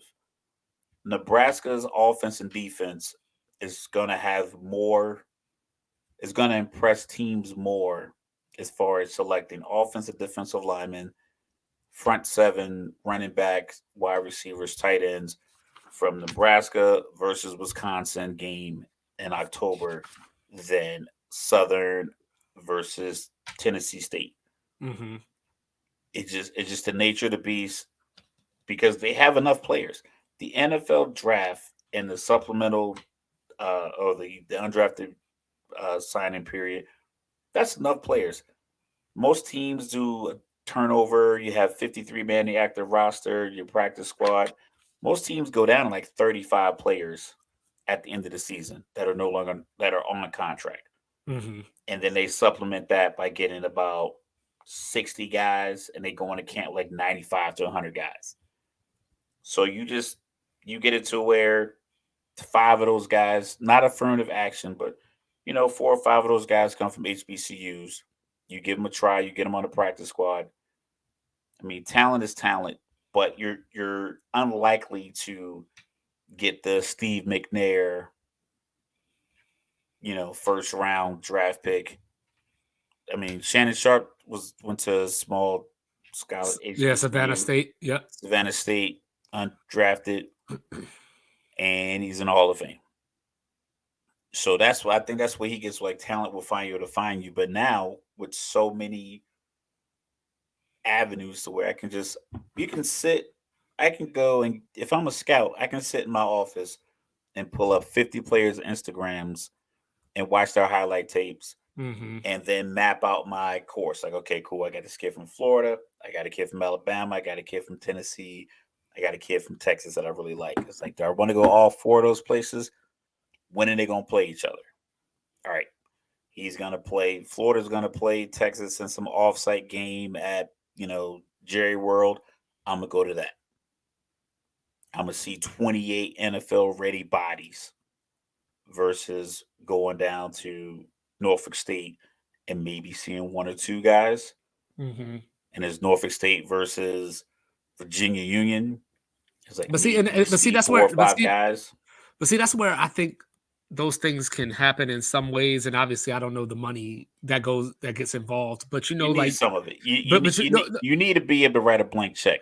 Well, like you'll normally have like Alabama, play against someone in Jerry World to start the season, or somebody goes play Georgia. Oregon just got their backs blown out by Georgia in the Georgia Dome for some strange reason. They wanted to do that, but but that's where, like, for me, like, maybe, and I know Dion left Jackson State, but but maybe that's something that could have been brokered. Like, hey, Jackson State, North Dakota State, Chicago, playing in Soldier Field or playing in, But you got to be able to sell it Lucas out. Oil. But I don't see why you wouldn't be able to. Like, I mean, well, I don't know what North Dakota That's State. far from the South. Yeah. And it's far from North Dakota as well. Dakota. Yeah. I'm just using that as an example, though. It doesn't have to be that stadium, but I'm just saying that, like, these games, there's something that has to be out there that maybe it has been discussed in both, or ESPN or whoever just decided that it wasn't going to make them enough money, and that's why it didn't happen. That's the thing. I don't know if the game. I don't know if the game in of itself is enough to galvanize and generate draft. It may not be, but like, like in our pre-meeting, I was talking about like the playoff, where that could be happening, before the bowl games start, or like during the smaller bowl games, like the Belk Bowl or whatever. Like, that's the where Meineke Car Care Bowl. Yeah, and that's where if your SWAC champion or your MEAC champion is in the playoff, they match up against Furman or someone like that, and you could have South Carolina State against Furman, or whatever the case may be. That's a local game, playoff game. Buzz, you got some tension there, and all that stuff like that. You can Norfolk State against William and Mary, something like that could happen, or Richmond, something like that could happen. But even with the playoff, and I've read different things about how playoffs may lose the HBCU some money in the grand scheme of things, but I would also argue, like, maybe you're losing money because you're losing in the first round. If you win some playoff games, maybe you generate more money. I don't know. That's just a guess. But the point being is that if you're sending your second best team already that didn't even win your conference, then I can't necessarily expect them to go beat conference champions from different conferences on a regular basis. But that'd be a chance. That's another chance potentially to get some scouts out there, because 10 FCS players got drafted, I guess. But depending on what these teams are and who the hot player is at the moment, that could be a scout coming into that game that's getting a first look at your team, and maybe gets, oh my goodness, did you see that wide receiver and the routes that he was? Maybe that conversation can happen. But if you're just playing against each other and you're already not the best competition, so you gotta get the exposure. Like, you got, it goes back to exposure. I bring back one of your points when we talked about in the early episode of I'd rather go 7-5 and make $40 million as a team because of this TV deal in the Big Ten versus going 9-3 and only making $20 million in the Pac-12. Right. It might just be a situation where they're gonna have to broker a deal with someone, some communications billionaire that owns owns a TBS or TNT or BET or Oprah owned network or something. Someone who has a network that people already pay for or people can subscribe to for $3.99. You get all the HBCU games. People are like, you know what? I'll pay $4 for a month. For, $4 for the month. You get them for 5 or 6 months. You get 18 to 20. 18, 20, $30 out of people. And now you're getting them on. You're getting these guys on TV. You're getting them good money deals. That way they can travel to Jackson State. Could play Tennessee Chattanooga at one of the bigger stadiums in Tennessee, or Florida A&M. They might not be able to sell out uh, the Florida Gators at the Swamp, but maybe they can play at the Dolphin Stadium. I think the Dolphin Stadium is only like 60,000 seats. A lot of NFL teams kind of consolidated the seat capacity 60,000. Ann Arbor, it's like 110,000 people. Happy Valley is like 110, 112,000 people. LSU is like 100,000 people. You probably won't get 100,000 people at an HBCU game, but you can get 40.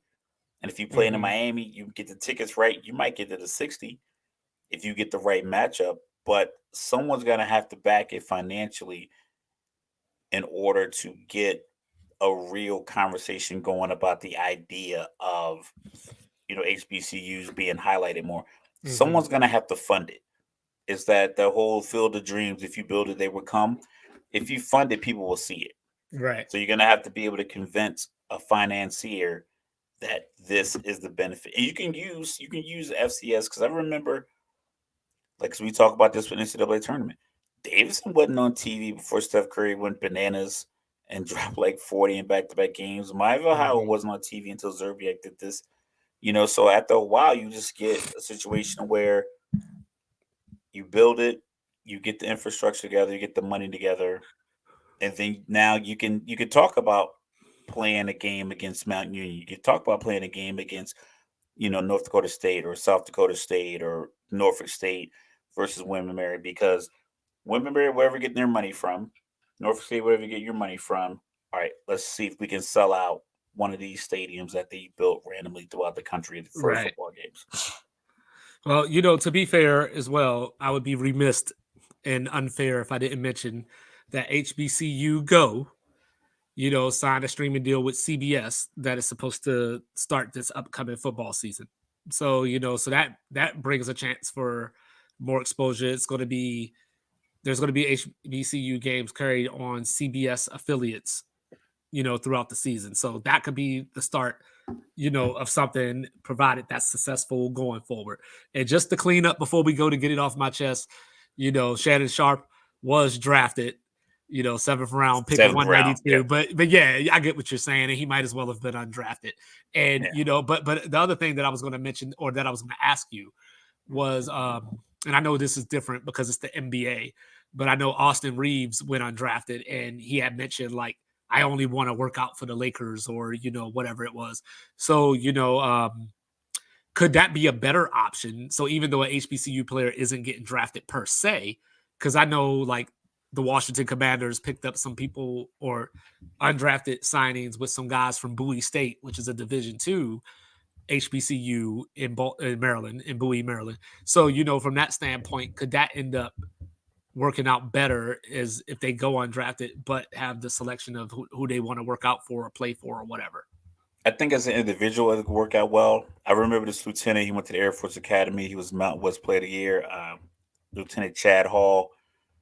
I believe he's currently a coach on the Bill staff, but he was on the Falcons practice squad after he was Mountain West Offensive Player of the Year. Outstanding. He had like 200 total yards rushing and receiving against Notre Dame at South Bend.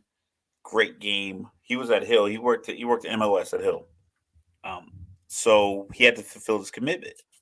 But then he worked out at the Utah Utes draft day and got drafted by the Eagles. So he played a couple years for the Eagles. I think he had a couple years as a journeyman wide receiver for the 49ers, ended up being a coach. So it can happen, we can come from practice squad and, get your shot. The benefit is that you get to now seek out the team you want. You get to submit your application to these 5 or 6 teams. And as an undrafted player, you might have to just work harder. It might be that the situation that Black Americans in this country have had before. Like you might be at a deficit because of the logistical advantage you just didn't have. You didn't have the advantage of a training staff. You don't have Oregon's locker room where there's Jordans everywhere and PS5s and Xboxes everywhere, and you get multiple personal trainers and they give you a closet full of supplements and vitamins, and you can go from 6'3", 185 when you get there, and you graduate and you're 6'4", 290. Like you don't have those. You might not have that kind of access to health and nutrition and just equipment. Right. But if you go undrafted, you stay healthy, stay ready, stay working, and you get a shot, and you get to go to a team.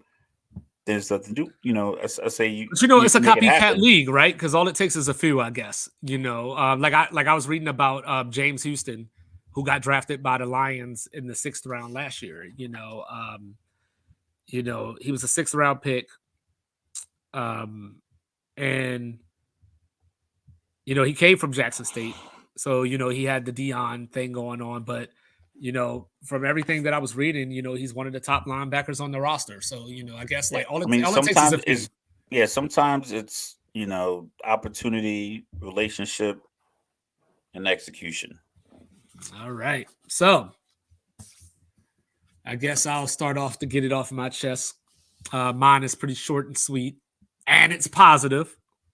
You got a positive one too? I got one too. Yeah, I got positive because I just want people to know that even though my Salt Lake Bees pin, even though March is in our rearview mirror, the madness is here because we just had the Boston Bruins win the most games in an NHL season, score more points than any team in an NHL season, and they gone. They got eliminated in Game 7 yesterday by the Florida Panthers. So like this is what sports is about. You can be the best team, but you still got to go out there and you still got to do what you're supposed to do. You still got to execute and you got to show that you're the better team. But they gone. Or how about defending champion Colorado Avalanche? They gone. They lost Game 7 to the Seattle Kraken last night. And what's so fascinating about this is last season, the Seattle Kraken only won 27 games. And here they are, come back the next year and knock off the champs. For all you big city, big market people out there, I've been talking about it. The Devils and Rangers played in Game 7 tonight. Now, granted, it wasn't very much of a game, and, Jersey put the beat down on them, but you had your big market, your epic Game 7, Brick City stand up, you know what I'm saying? And, of course, for, like, people like me that champion the little guy, Jersey getting the win over New York is always a win for everybody in my book, And then, speaking of that President's Trophy that I brought up a little while ago, only twice in the last 20 years has the team that won the President's Trophy won the Stanley Cup. And the President's Trophy is basically given to the best team at the end of the regular season. So only twice in the last 20 years has that happened, where the President's Trophy winner went on to become the Stanley Cup champion. And like I said, Boston's gone, so it ain't going to happen this year. The last time it happened was 2015, the Chicago Blackhawks. And then finally, just in case that wasn't enough for you, saying, Drake, I hope you're listening to this. I hope you're listening to this. The Toronto Maple Leafs have the second most Stanley Cups in NHL history. You know what's so funny about that, Raph? They haven't won the Stanley Cup since 1967, which was Parody, yo. 14 years before I was born. But not only that, but this weekend, when they took out the Tampa Bay Lightning, that was their first series win since 2004. The madness is here. That's NHL all I got. madness. Telling you, hockey live it's an experience. Even if you don't know what's going on, ask the person next to you. They'll explain it. They'll get you all squared away. Yes. But yeah, hockey live. It's action packed. It almost never stops. I mean, when the whistle stops, they got to reset and everything. But if it's back and forth, it'll stay back and forth. You need in hockey's you need a team because everyone knows Sidney Crosby and Ovechkin and Kane Coming for you, and Wayne Gretzky. like some of these top young players, PK Subban when he was in the league. Those guys got to get a break. It's hockey's 3 20-minute periods, so 60 minutes. The top players only play like 19 to 20 minutes. So it's a rotation. Like, they might go up and down, up and down, up and down. Like, yo, I need a break because they go all out because it's such a team sport that one through I think it's like 16 players. I think it's like 3 or 4 lines you run. It could be like 16 to 20 players on the bench.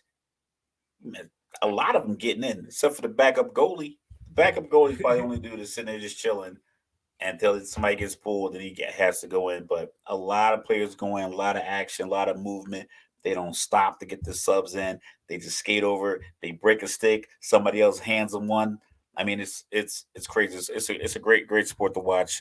I Oh, suggest and everybody do and it. a quick side note, just in case you were wondering, the Pittsburgh Pirates are still in first place. Yeah, this might be the year. Baseball is another one of those sports where they give you time where you're probably going to hear about pundits, people talk about breaking up the Memphis Grizzlies. If the Celtics go down 2-0, the conversation is going to be can Jalen Brown and Tatum work together? All these other sports are quick to get rid of players. Tyreek Hill went to Miami and left Patrick Mahomes for the money when they were willing to probably pay him. Devontae Adams went to Las Vegas, leave Aaron Rodgers behind. Like teams in these other sports kind of break apart. Baseball, they'll be terrible for 3 years. They'll get all these prospects, give them 3 years in the minor leagues, and then bring them all up at once. It says go, and then next thing you know, it's May 1st, and you're 18-9, first in your division, 20-10. There's people like, yo, what's going on? Because they stuck to the plan. They Mm-hmm. stuck to it. So All right, what shout you out got to to get off your NHL. chest? Get off my chest. I wanted to give a shout out to USA Rugby. I bought a jersey for a player, Alona Mar. I'm gonna try to turn around here with my camera without knocking everything over. I'll see if I can get my camera around. Number 2, she is currently recovering from ankle surgery. I'm just like I said, I talk about my sons a lot, but I also am a proud girl dad. My daughter started T-ball in April. She wears number 2 for the T-ball Yankees out in Indiana. So I'm a big proponent of women's sports. Alona Mar is a big personality. She plays rugby. Uh, she's just constantly just shows just embodies girl power. She's like 5'11". She talks about her size. She's like 5'11", 200 pounds. I'm not sure what all the positions of rugby are, but I can just tell that she's one of those people who definitely embodies girl power and strength and grace and power. You can have it all. You can do what you want to do. So big shout out to women's sports. Big shout out to the U.S. rugby women's rugby team. They qualified for the Olympics a couple years ago. Like I said, she's recovering from ankle surgery, which I think she played. She broke her ankle and kept playing in the game. She thought it was a sprain, but it was like the bone was broken. So just shows that women can be beautiful and tough and strong and athletic and Mm-hmm. compete. And Title IX is in place for a reason. So we need to make sure we protect Title IX, protect women's sports because women want to play sports. They should be allowed to play sports. They should be allowed to be physical and tough and show that tenacity and show that energy, as well as be respected financially, respected emotionally, respected when their opinions. We talked about a lot of different issues with women's sports, and we can go in many different ways with Mm-hmm. that. But Mm-hmm. women's sports need to be protected. So shout out to Alona Mar and the U.S. Women's Rugby team. Keep going out there. Keep doing your thing. Keep showing the world that girl power is a real thing. We all Mm-hmm. came from a woman, so we need to act like it. We need to respect the women, respect their effort, respect their hustle, respect their grind, the same way we want to be respected. So That's shout right. out to all the women who play sports. Even my little girl Autumn out there just killing it in T-ball out in Indiana. Mm-hmm. So, like I said, just respect women's sports. Alona Mar, I want to salute you for your effort, and you can follow her on Instagram. I'll try to get this clipped, Yeah. this clip cut up, and we'll post that. But yeah, so shout out to women's sports. Shout out to Title IX. Shout out to Megan Rapinoe, Abby Wambach, Alex Candace Morgan. Parker, Alex Morgan, Sue Bird, Yes. Layla Deladon, Brittany Griner. I mean, like You know what I'm it's saying? Caitlin Clark.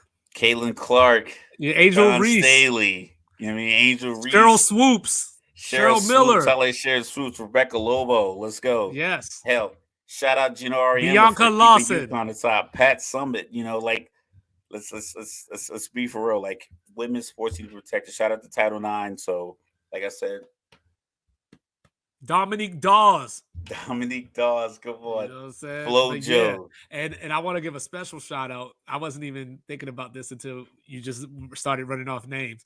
But shout out to Maya Moore and Jonathan Irons, their relationship and how that came to be. I'm sure most people know the story. She helped get him out of jail, wrongly accused and everything, and they ended up falling in love and all that stuff. So, Maya Respect Moore. the power of women. It's a real thing. It's a real thing. And plus Monica been married to people and in other relationships. She's still holding C Murder down after all these years. Respect the women, man. Respect women, respect their sport, respect their effort, respect their time. Don't just allow people to tear down their sport. Shout out Alona Mar. Yes, sir. America, we love you. Thanks for tuning in. Thanks for supporting us. Like, subscribe, review. It is free. We appreciate it. Say subscribe to YouTube.